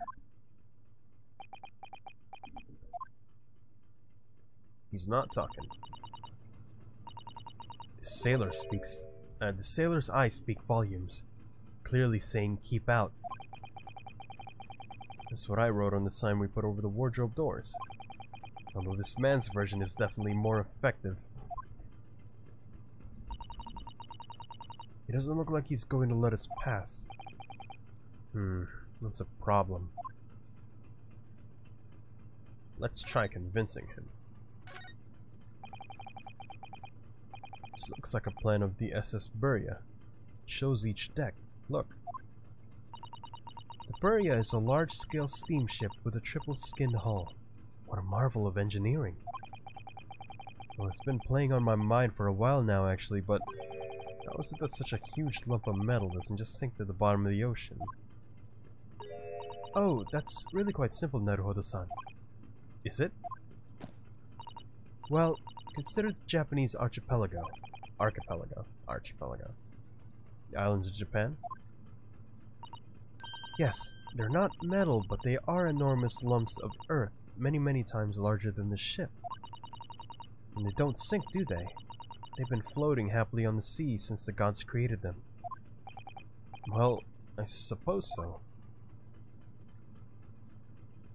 Act of God, I guess, is what she's thinking of.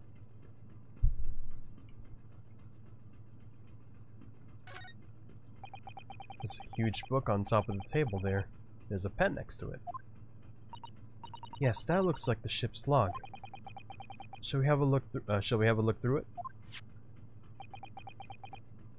The writing's so neat and precise. Every detail about the voyage has been meticulously recorded. You wouldn't expect a rough and ready sailor to have such beautiful handwriting. And nothing. No reaction at all. I thought he might appreciate the compliment. Try and butter him up? We have to. I'm not sure that rough and ready is much a compliment, Naruhodo-san, even to a sailor. Anyway, last night's log is mostly blank. Presumably that means there was nothing to report. Is there anything in it? That's the way to the second-class area of the ship. Is something wrong? I was thinking about making a run for it, just for a moment. Things aren't exactly going well for me. I might be wrong, but I imagine the moment you reach the handle of the door, that burly seaman... I'm trying not to say it. The burly seaman would surely shoot you dead. Dang, you're just gonna shoot me? It's not like I have anywhere to go other than the ocean. Oh dear. I'm sorry. Perhaps I went a little too far there. No, I started with my talk of running away. There's no way I could run away while Kazuma's death remains a mystery anyway. Let's talk to him. What does he have to say? Excuse me, but could I ask you something? You little stowaway murderer. I have trouble saying the word murderer for some reason. Murderer. It's weird.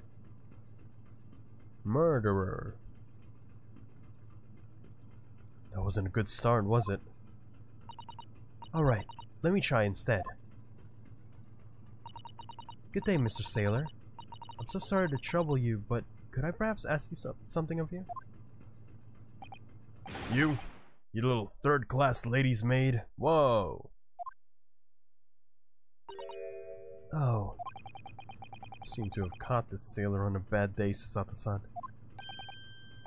I am not sailor. I am not sailor. My mother gave me a name. I am senior crewman, Biff Stroganoff. Oh, that makes me hungry. Ew. The best thing is just to avoid eye contact, I think. I am Biff Stroganoff. Oh, wait, whoops. Let me talk to you again. First class cabin area. Mr. Stroganoff, about this first class cabin area. Here we are. Here we are in finest part of Buria steamship, for very important reasons. Persons. What sort of very important persons? Government officials. Kings and queens traveling in secret. Many important persons. That is why I am always guarding this place. Gosh, that's amazing. But somehow I let a stupid stowaway inside. I want to pick you up and throw you in the ocean, but Stroganoff is not an animal. It's not animal. Thank you? If I may, I was wondering, is the cabin next to Mr. Asogi's currently occupied? I think that says da. Da! Susato-san, did you understand that? It sounded like da. I think it's probably Russian for yes. Or no. Genius. It is not permitted to visit other cabins without invitation. Oh, it sounds like there's someone in the next door cabin at least. Where's Herlock then? Is he inside? Yes, it's tantalizing.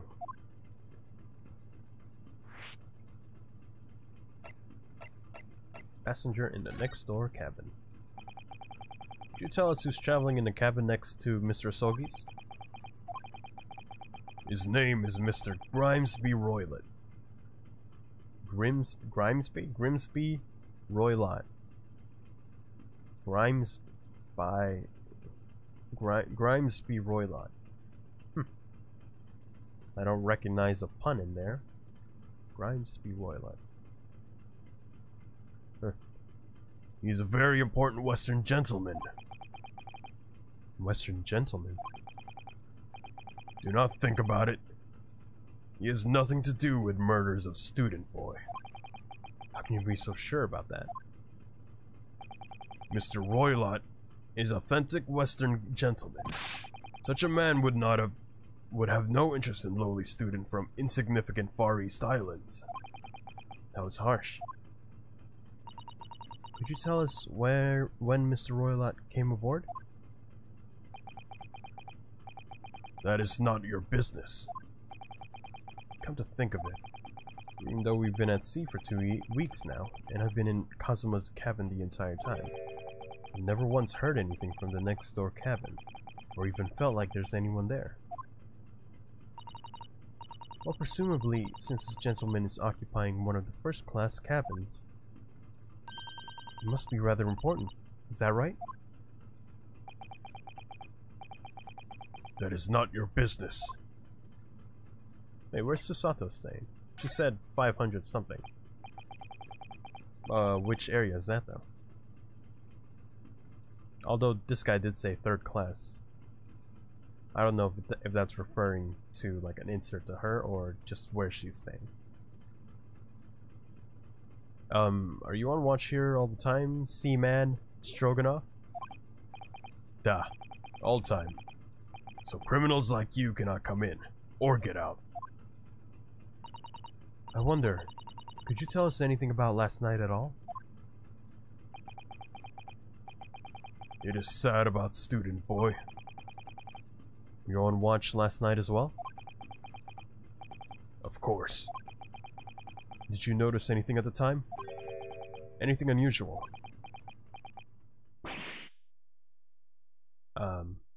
I don't know what that says. Sir James, welcome to the stream. Objection! Yes, that is what I am playing. The Great Ace Attorney, Gyakuten Saiban. We are at the 2nd story now.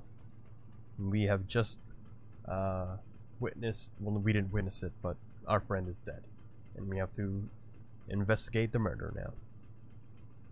Luckily, you weren't here before, that I was doing a very bad British accent.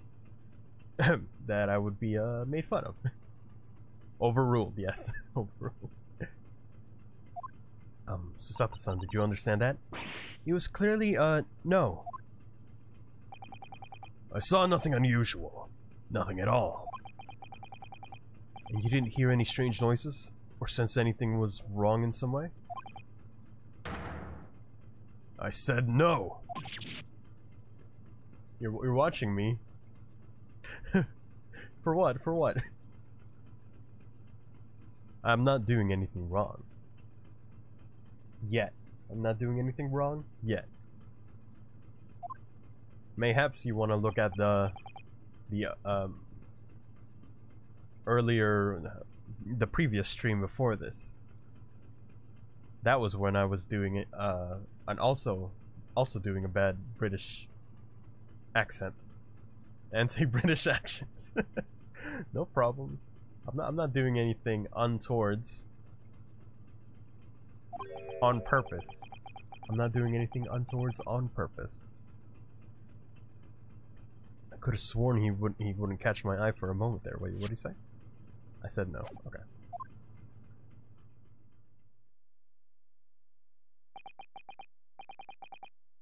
This is enough. I cannot say more now. Oh. It's time for me to report the captain. You must return to cabin. Yes, alright. Bulkhead to 2nd class area is staying locked at all times. You escape when the lobster whistles on top of the mountain, or as English say, when the pigs fly. Lobster whistles on top of the mountain. That's a weird thing. Am I ever going to stream on Twitch? I streamed once. Every now and then I'll be over there. Probably just playing games that I'm not going to be playing over here. Or sometime. But we'll see. We'll see. Maybe I'll, I was also thinking, you know, I could just stream on both at the same time. I've seen people do it. Maybe I'll look into that later.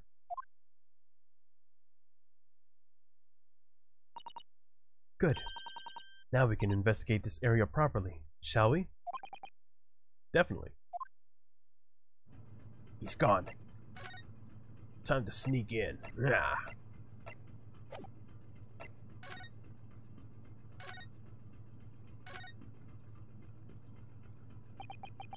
This is it. This is the cabin next to ours. The one the ventilator connects to. Yes. The ventilator from which Kazuma-sama wrote that he saw a speckled band emerging. Oh wait. Let me see. Let's go inside now. Knock knock. Who's there? No answer. We're out of luck, it seems. There's no one in there to help with our inquiries. How annoying. Ah! Oh, there's someone in there, I guess. What was that? Came from inside the cabin. Such a high-pitched scream. It must have been a woman. Stand aside. Oh, there you are. I thought you were already in the room. Mr. Sholmes! I shan't be stopped. When the fit is on me, I revel in kicking doors off their hinges. Please, wait, Mr. Sholmes. The door doesn't appear to be bolted. Yes, Sholmes. The one... the famous Herlock Sholmes. Yeah, they couldn't get away with it, unfortunately. So they just had to change the name. And they had a Watson as well, except this time they just call him John Wilson. And how the deuce can I dispatch this muscular urge? What pray can I kick? Yeah. What can you kick? Holmes not even covered. See, that's what I thought too. That's what I thought too. I figured they would have been able to get away with just calling him Sherlock Holmes, but I guess they couldn't.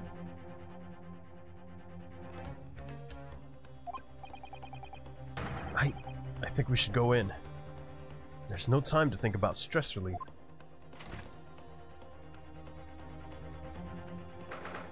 Ninth January, SS Buria, first class, cabin number 2.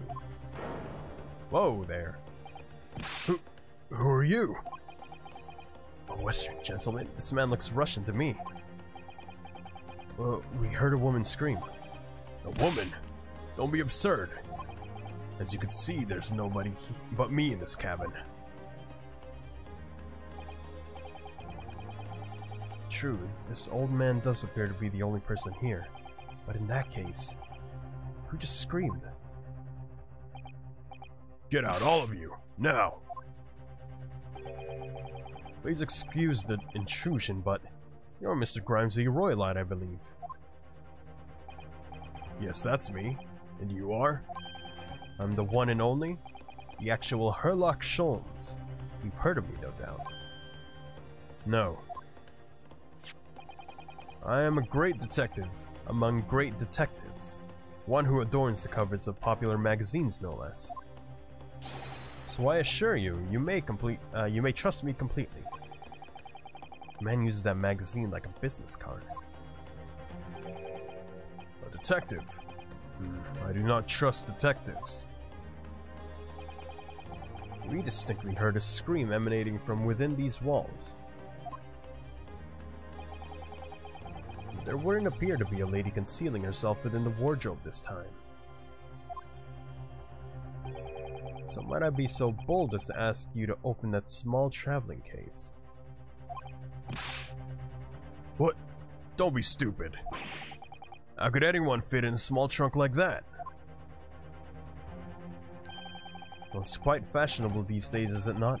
Traveling inside one's trunk. Don't look at me. Oh, there is something in there. Oh, my! Did you see that, Mr. Naruhodo?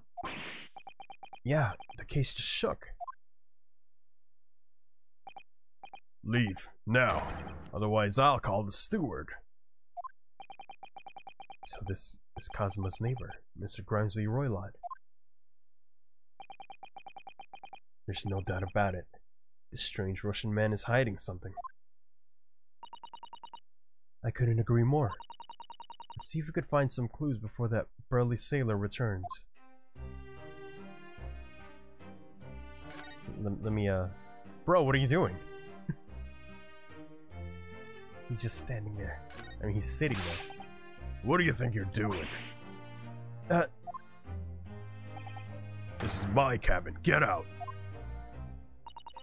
Could we just have a quick look inside your traveling case, perhaps?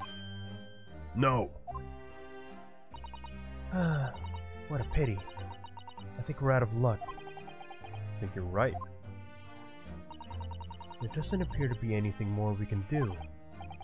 I agree, but there may be someone else who can help. Perhaps that great detective could get somewhere with Mr. Roiland. Yo, get out of that cabin. Do you have a moment, please, Mr. Sholmes? You need only address me as Sholmes. That's what I just did, isn't it? Well, Mr. Sholmes, what were you doing in there? Why, I was resting, of course. Resting? Indeed. I was contemplating our sea voyage from the confines of the wardrobe whilst waiting. Waiting for the inevitable time that you would need to call my great prowess of detection into service. Oh! And it would have seemed that the hour is upon us now. The time has come. Am I mistaken? Well, no, actually, you're spot on. For once. Observe closely. Our Russian host in this cabin, Mr. Roiland, is clearly trying to hide something. Do you know what that most effective weapon to use against a Russian hiding a secret? Do you know what the most effective in hiding a secret? Why, the truth, of course. Though it should be pointed out that such methods are not exclusive for the Russians. Exclusively for the Russians. Right. Can you imagine how the Russian will react when the secret he guards so closely is exposed? Would you like to witness it? Oh yes, please. Well then, what you are about to see may as well astound you. For I am about to apply my greatly admired great deduction to the case.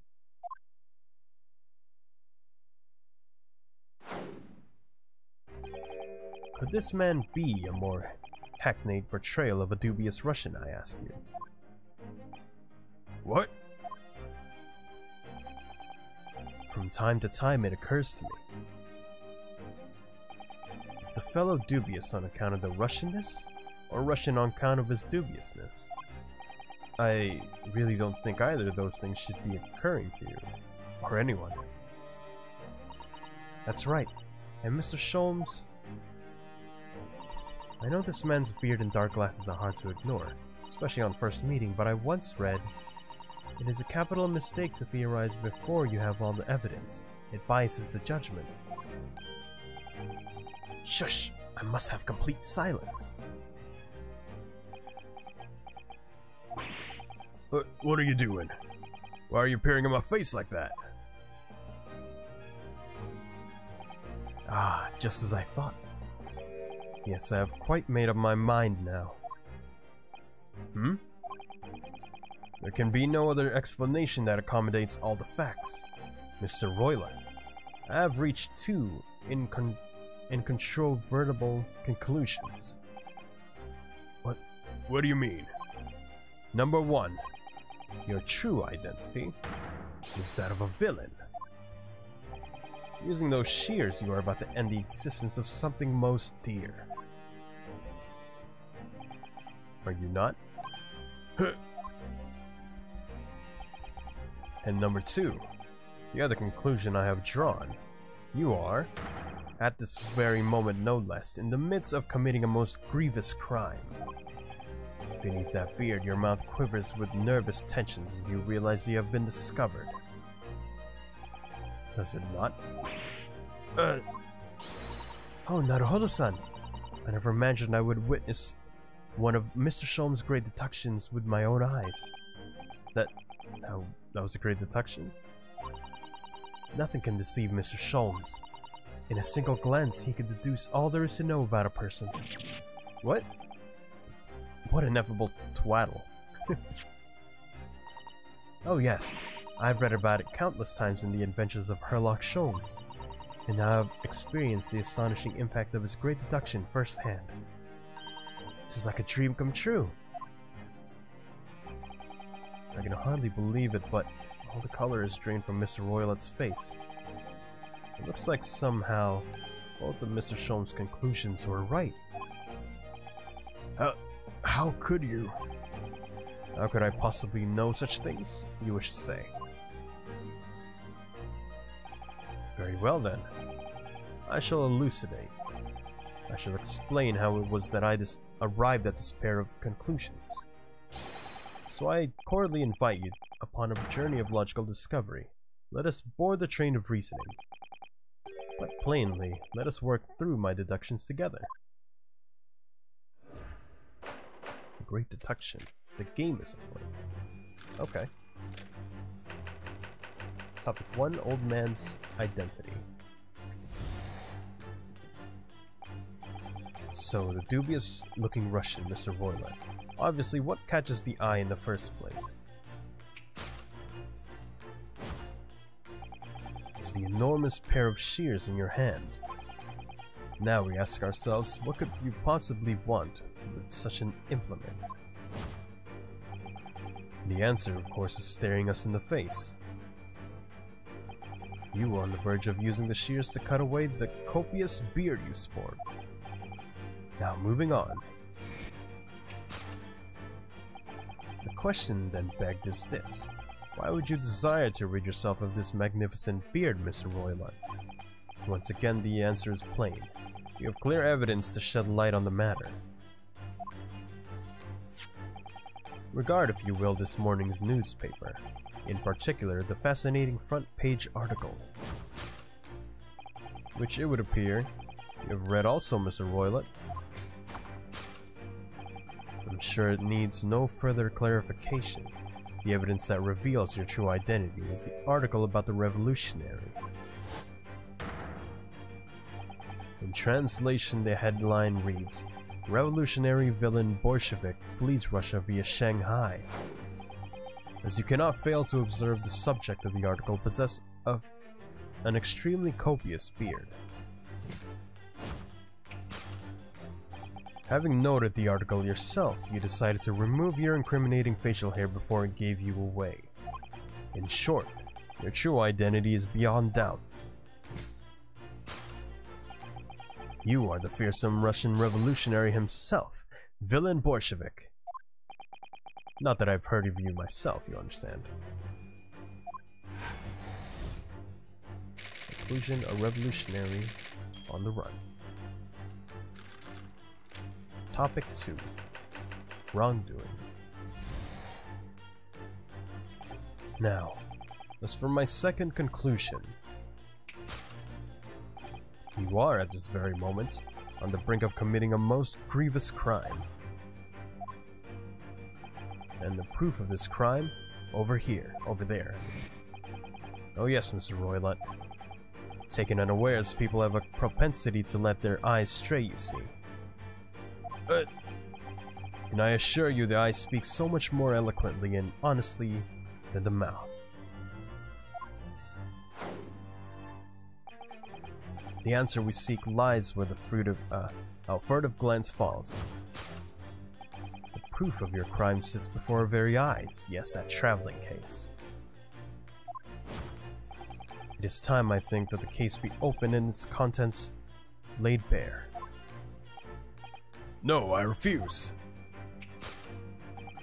What could you possibly be concealing inside, we ask? By my estimation, a young lady, perhaps. One slight enough to fit therein. Or like a little girl? Don't be absurd. And what, pray, would be the identity of this young lady in the traveling case? Dear me. We are not well suited to a life of crime, are we? Your careless I don't know how to say that, betrays you.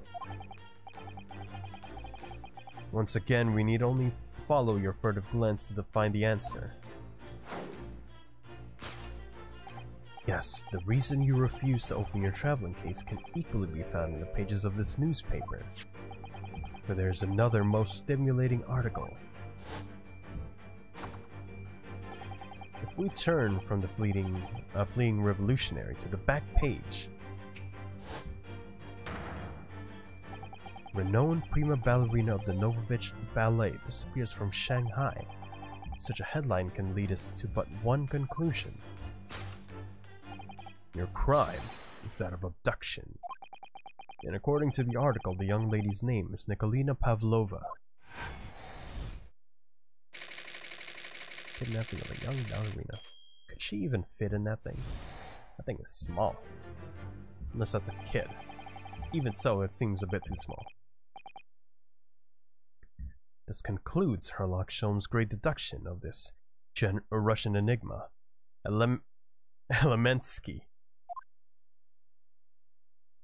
Elemensky, my dear Watson. Susato-san, that wasn't one of the great deductions I've been hearing so much about, was it? Well, stories are full of Mr. Sholmes' brilliant deductions, you know. But that did seem a little different somehow. Excuse me, Mr. Sholmes, could you come over here for a second? Pray, what can I do for you? It's about your deductions. Would you mind?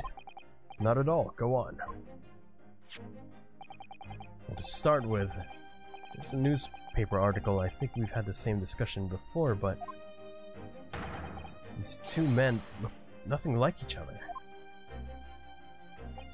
Ah, yes. I recall our discussion earlier, and at the time I believe I told you that the man is a revolutionary, well able to revolutionize his own appearance. In fairness to Mr. Sholmes, Mr. Roylott does look more like this man than you do. That's not the point. And another thing, the part about him abducting the ballerina. Indeed, truly starting a revelation. At first glance, the case would appear too small to accommodate a young woman. Not just at first glance, it is too small, clearly. You'd be lucky to fit a 5-year-old child in that case, even if you pushed really hard. I don't suppose the missing ballerina is a 5-year-old child, is she? You don't know? No, the young woman is 15. Oh, I didn't know. How could I? Well, if she's 15, then 10 years worth of her would be poking out from the case. Some years ago I read something pertinent, I believe. A troop of men consuming vinegar daily in order to promote a certain litheness in their bodies. Vinegar?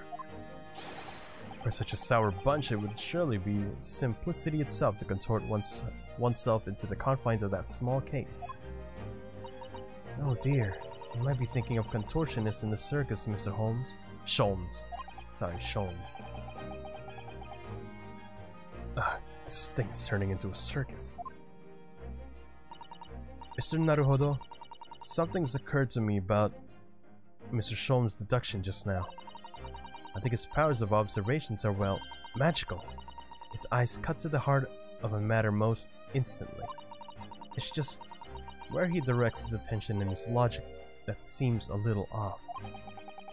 Your idea of a little may be a little off itself, Miss Sato. There's just one or two key words in his deduction that seem to let him down.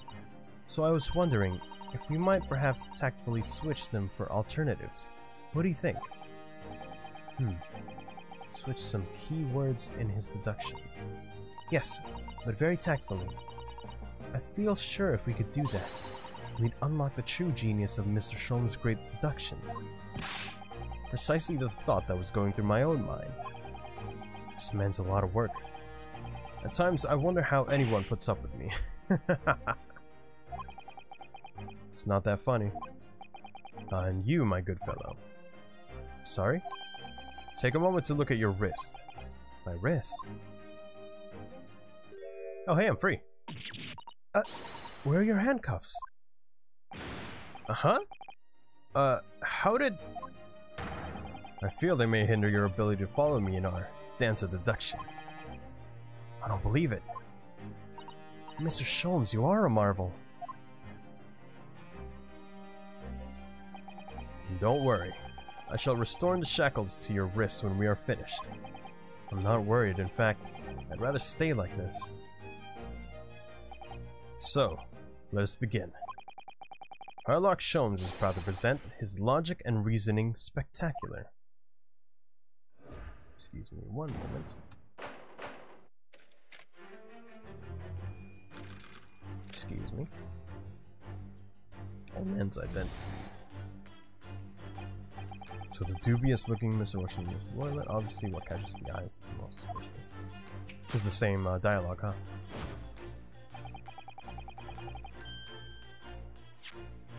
Can I present stuff? No. What's the naga?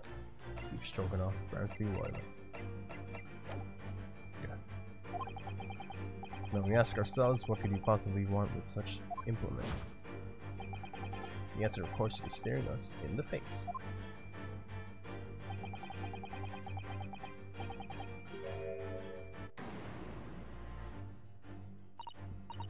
I'm not sure.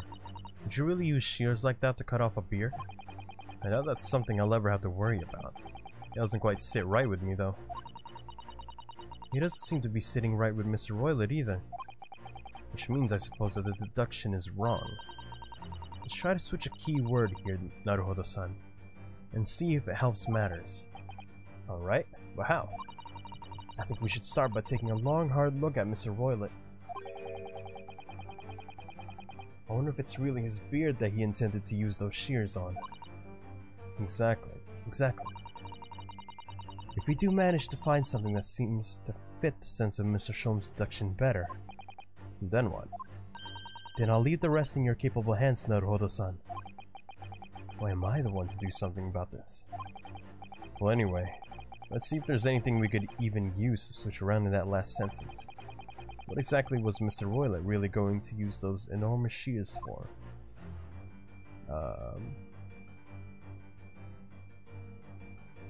Hello, what's this? Golden locks. Oh, wait. Is this a woman? Is this the ballerina? Yes! Golden locks.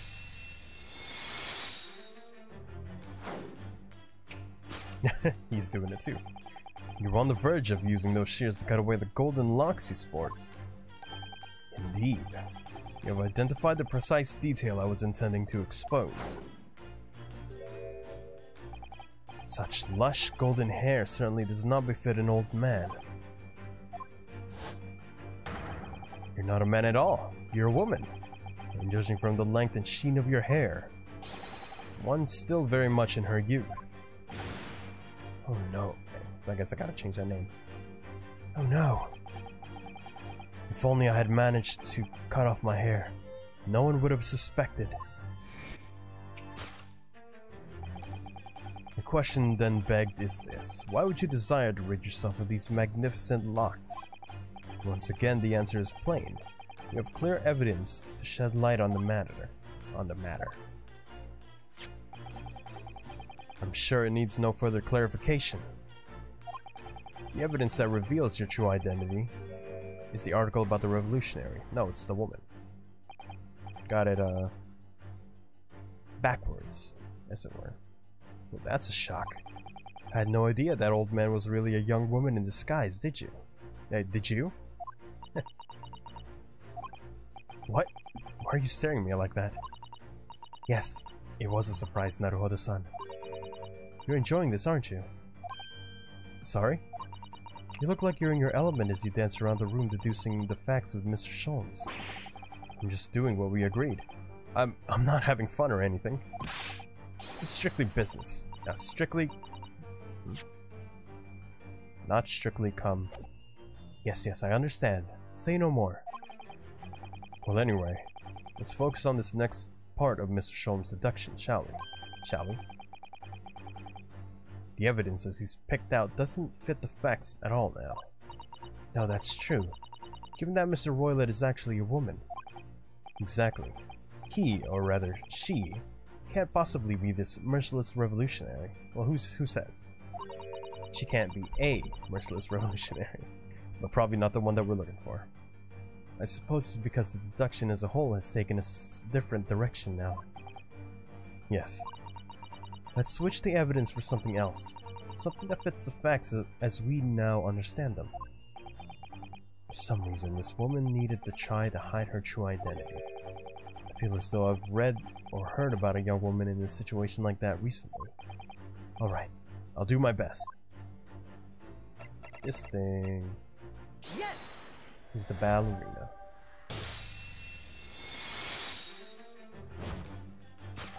The evidence that reveals your true identity is, of course, the article of the ballerina. That's right. You've hit the nail on the head. Renowned prima ballerina of the Novovich Ballet disappears from Shanghai. It would appear we are finally able to address you by your true name. Yes, because your true identity is that of the Novovich Ballet's prima ballerina. Miss Nikolina Pavlova. Ah. Ah. Ouch. Oh, wait, that's not her actual hair, though. Probably. No, it's a hat. That's a hat. That's a hat. And the nose. Yeah. Oh. Oh, wait, no, she's 15. Never mind. Ignore what I just did there. My real name is Nina. I mean, Nikolina Pavlova. But please, I beg you, don't tell anyone. The ballerina, on the run.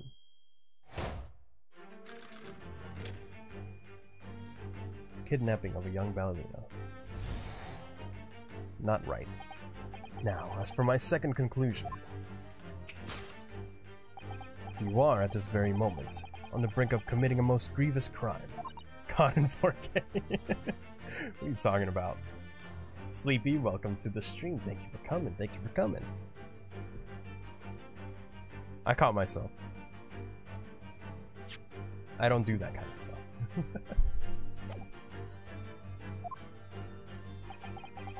And the proof of this crime, over here.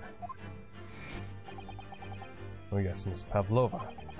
Taken unawares, people have a propensity to let their eyes stray, you see. And I assure you the eyes speak so much more eloquently and honestly than the mouth. The answer we seek lies where the furtive glance falls. The proof of your crime sits before our very eyes. Yes, the traveling case. Not the case, it seems. This woman is a ballerina, and she's right in front of our eyes. So clearly she can't be inside that traveling case as well. No, that's right. It seems she wasn't abducted at all. In which case, what is the crime this young woman is apparently committing? Oh, is she... wait, what? Gonna step in and fix the great detective's mistake again. Seemed to look pleased, Naruhodo-san. Because I was thinking, it was supposed to be the whole, if I remember correctly, there was a tiara that was stolen. So I'm guessing she stole it. But that doesn't explain why the case was moving. The traveling case. There's something in there. Maybe like a cat. Or a dog. With a tiara on. Do you like the idea of another chance to dance around with Mr. Scholz? Stop it. Anyway, there must be something else here that shows that what this woman is up to. Let me check. Oh, hey. It's just right there, huh? What's this? Traveling case? Waste paper basket. Hey, you can't be drinking wine, you're 15. Unless it's sparkling water. Sparkling water like the other case. Wow, look at this. Whoa. Yeah. Wow, look at this dazzling tiara. I've never seen anything like it. Are those real diamonds, do you think? Oh, Naruhodo-san, try it on. What? Me? Isn't it usually girls who wear tiaras? Wouldn't you like to try it on? It's 2021, bro. Anyone can wear a tiara. Oh no, I couldn't possibly. It's far too beautiful. Why does this tiara look familiar? I feel like I've seen it somewhere recently. Yeah, nothing. And so I just present that. Tiara.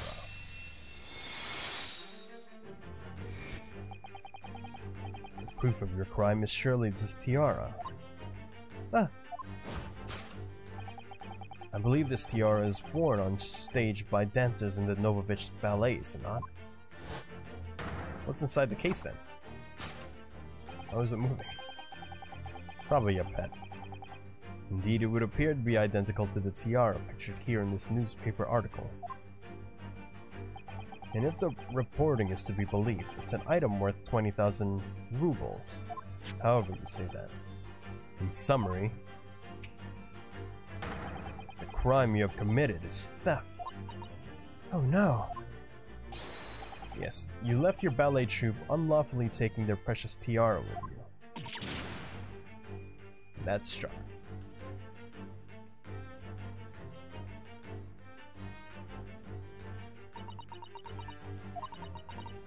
I have no one. No family, no friends. I'm all alone and I need money. But I did not steal the tiara. It was a present from, how do you say, an earl of Prussia. It belongs to me. This girl is only 15 years old. She's run away all by herself. She must have been extremely lonely.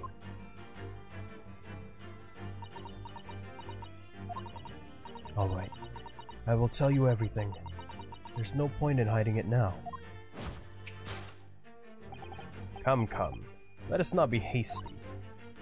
What? There remains one unsolved mystery about you. Mystery? What do you mean? The case. Yeah, what's inside there? You have staunchly refused to open this traveling case of yours in our presence. It is reasonable to conclude, therefore, that there exists some reason why you wish it to remain closed. Is that not so, Miss Pavlova? My dear girl, there's no sense in playing games with me. Nothing escapes my attention. Escapes my attention. Escapes. I need to stop slurring my words. Well, that is the reason I'm playing these games. Indeed, I have a very good idea of the contents of your case, even before I've ever laid eyes on them. Dear me. We are not well suited to a life of crime, are we? Your careless coup I still can't say that word. Betrays you. Once again, we need only follow your furtive glance to find the answer. Yes, the reason why you refuse to open your case, written in the books on the shelf. He's completely changed tack with his deduction now. I think Miss Sholmes adapting his logic to the changing circumstances, don't you? Maybe. Why was he suddenly brought... why has he suddenly brought the bookshelf into all this? It's just a wild guess, surely. Oh, do you think so? Well, it doesn't seem like the reason why this young woman doesn't want to open her case. It would have been written in a book that doesn't even belong to her. Yes, that's true, but still. Miss Pavlova certainly did cast her eyes in that direction. I noticed it myself. And there has to be another reason why she wouldn't open her case. And it must be somewhere in the same area, if that's where her gaze was involuntarily drawn. I agree. That's the only answer. Whatever she has hidden inside that case should be revealed by following her gaze in the direction of the bookcase. Okay. Listen. Yeah, it's a pet. Yes! Rules of passage.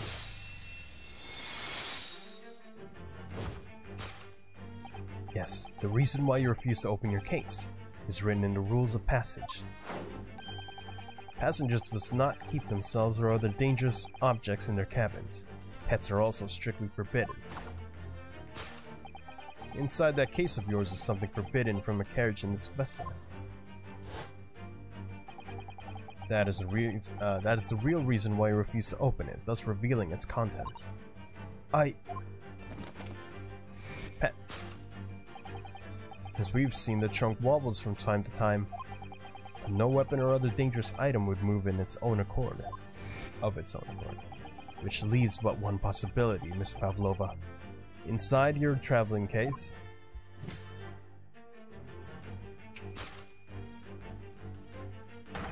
is the last item listed as forbidden in the vessel's rules of passage, a pet. Ah!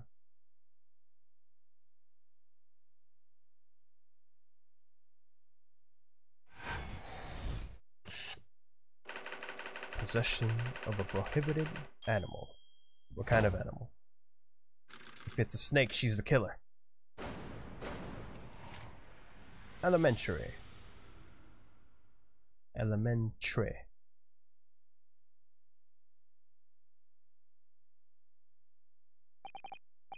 So clearly you aren't who you said you were. No, I am not Grimesby Roylet. My real name is Nikolina Pavlova. Everything you said was correct. You absconded during one of your ballet company's performance in order to escape your homeland. Later that same night, you stole aboard this vessel, which couldn't have been easy. Buria is a huge steamship with a vast crew. Could she really have snuck on board without being noticed? In order to obscure your true identity, you somewhat recklessly took the guise of an old gentleman, and you intended to sever all links with your past by severing your long hair. And to a woman, hair is no trifling matter. My personal recommendation is to leave well alone. So if it was just you about to cut your own hair, who was it that let out the scream we heard from outside the cabin? That veritable tinkling of a bell? Why, none other than this young lady, naturally. More like a full set of pipes, if you ask me. I was so scared when I ran away in Shanghai. I was sure they would come looking for me. That's why I decided to, how do you say, disgust myself? No, so no one would recognize me. As a result, you transformed yourself into that questionable old man. I see. Is she technically speaking in Japanese right now? I put on the fur hat and fake beard. Then just before you came in here, I saw in the newspaper. Right on the page, there was a picture of me. I was so frightened, I couldn't stop from screaming. I knew that if I didn't change my appearance completely, they would find me. So I decided to cut all of my hair as fastly as possible. I picked up the scissors in my hand and... At that precise moment, we walked in through the annoyingly unlocked cabin door. Things happen like that sometimes, don't they? Things do indeed happen like that from time to time. Those two have been talking about the same thing. There's just one more thing I'd like to know. What exactly do you have inside your traveling case? You were right. It is my dear friend inside. My dear friend in the whole world. Please, don't tell anyone. If the captain finds out, if you say to any of the crew... Your secret is safe with us, I assure you. But in return... You must tell us, in as much detail as you can muster, about the events of last night. She even know? Yes, alright, I will tell you.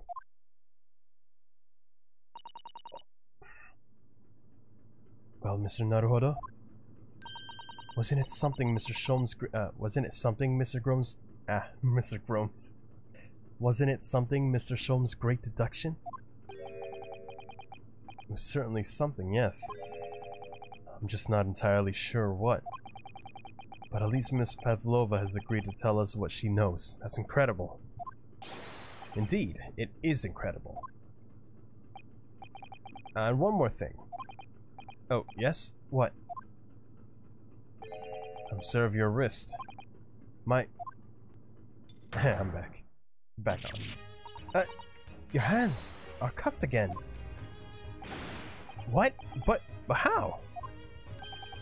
True to my word, I have restored your shackles. When and why? There's still a shadow of guilt cast over you, Mr. Naruhodo.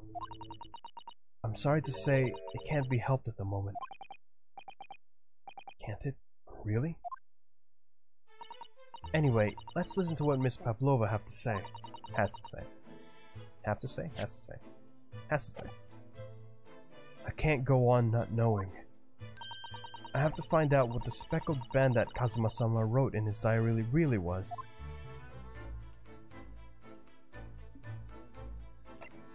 Miss Pavlova? Here's my attorney badge. Well, it's not an attorney badge. Here's my pin. Can I show you this? I'm actually a university student from the Empire of Japan, you see. That means nothing to me. No, why would it? Mr. Naruhodo, if you're determined to flaunt your Yume badge, at least choose a Japanese person who might recognize it. But I tried and you didn't say anything. There you go. Mrs. Sato, can I show you this? Maybe later. Oh, I could show Inspector Hosonaga too. Just like Phoenix, he's real determined to show that to everyone. Does this mean anything to you? Miss Pavlova, would you take a look at this? I don't know. I don't know anything. Mr. Naruhodo, you're frightening the poor girl. Oh, sorry. I wasn't trying to. Kazuma's diary. This is the diary of my friend who passed away. His diary?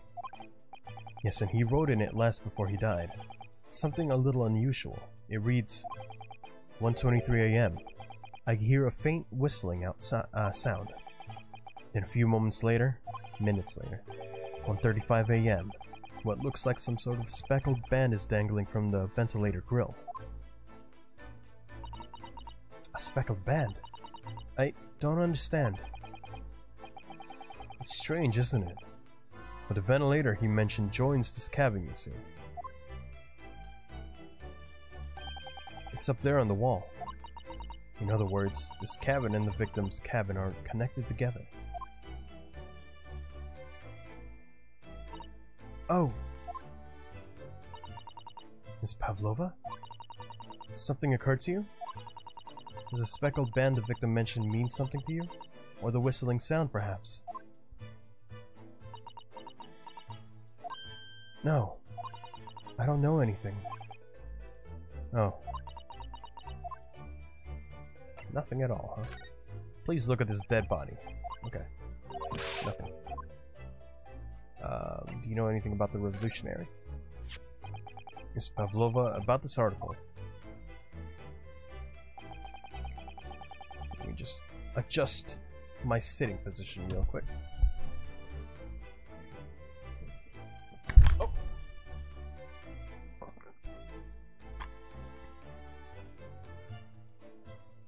Headphones just came flying out of my head.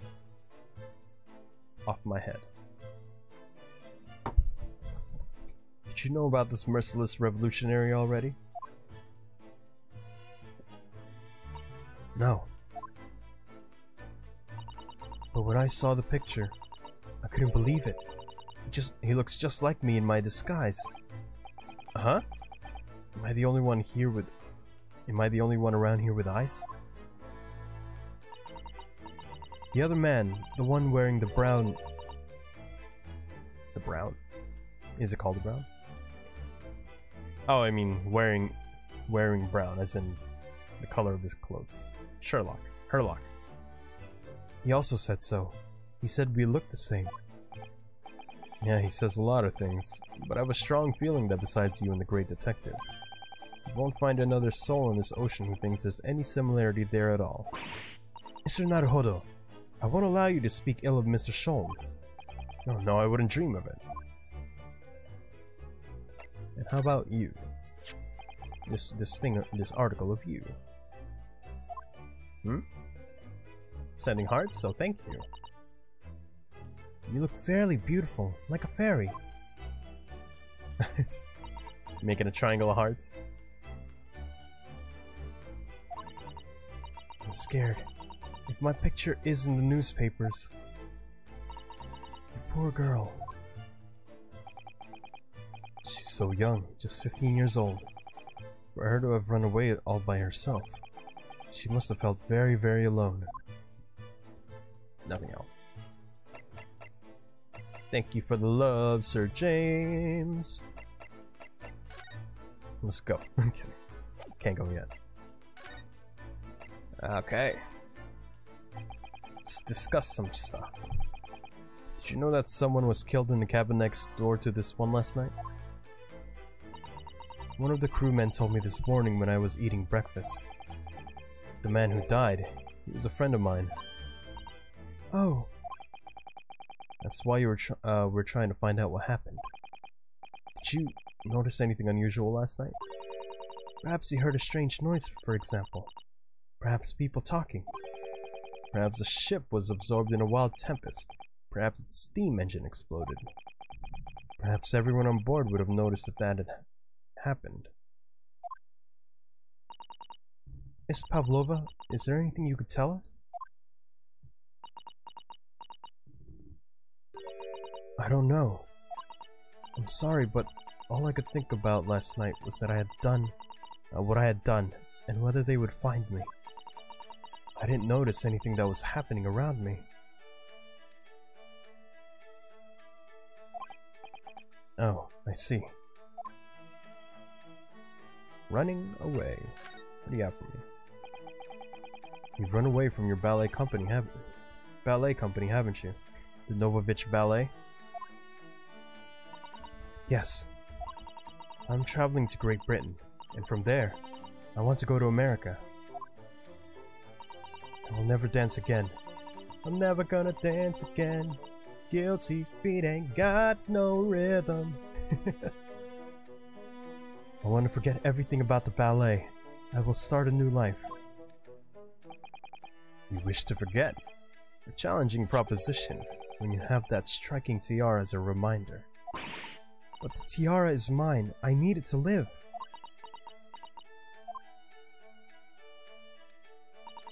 I have no money of my own.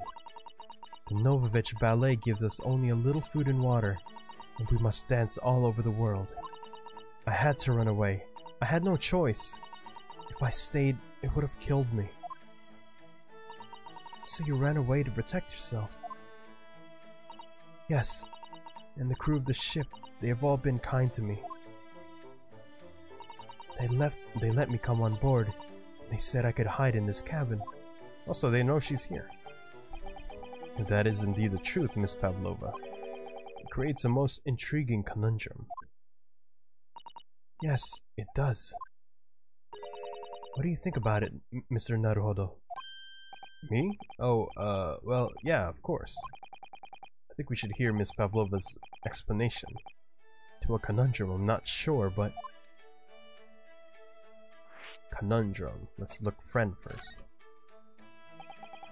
So the friend you mentioned is inside your traveling case, is that right? I don't think animals are allowed on board, according to the rules of passage. Oh please, don't tell. Don't tell any of the crew. If they found my precious... I can't make that voice right now. Then the burly Russians would bestir themselves in unison to throw you and your case overboard, no doubt. So reassuring, Mr. Sholmes. What sort of pet is your friend? A little puppy? It is, isn't it?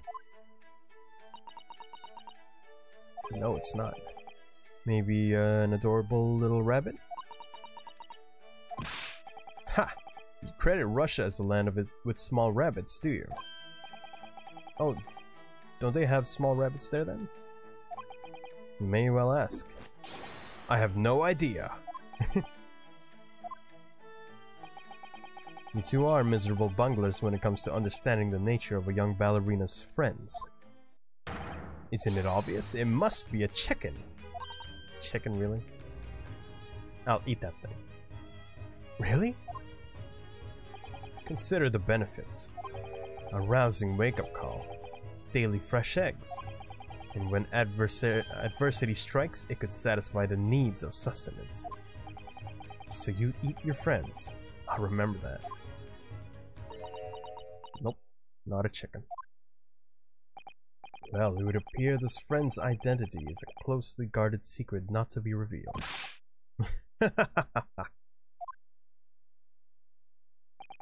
She obviously doesn't trust us yet. Whatever your friend is, I'm eating it. Miss Pavlova, allow me to pose you a riddle.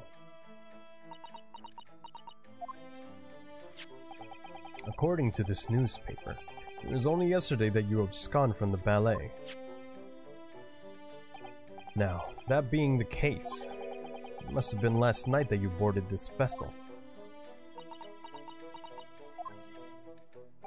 However, the SS Burya stopped by no port last night. That's it, of course. So how is it, pray, that you come to be aboard? That's a good question. Where did she come from? Now that I think about it, the crewman outside the cabin acted very strangely when we mentioned that. It was just after we asked him about the occupant of this cabin came aboard. About when the occupant.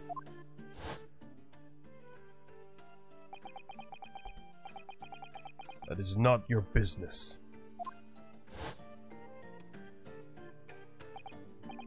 Yes, you're right. He did seem to be hiding something.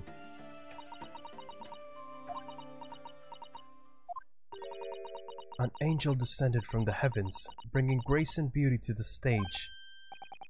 Sorry, what was that? It's how the Russian newspapers described one of my performances. And that is how I came here too. I descended from the heavens, because I am an angel. Okay. Considering English isn't your mother tongue, your description is very vivid. Mr. Sholmes once said, I never can resist a touch of the dramatic. It seems Miss Pavlova is the same.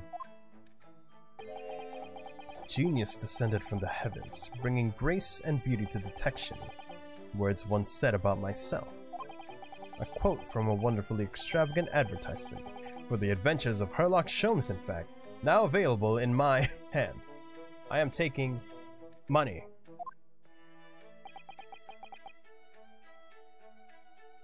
Yes, Mr. Showy.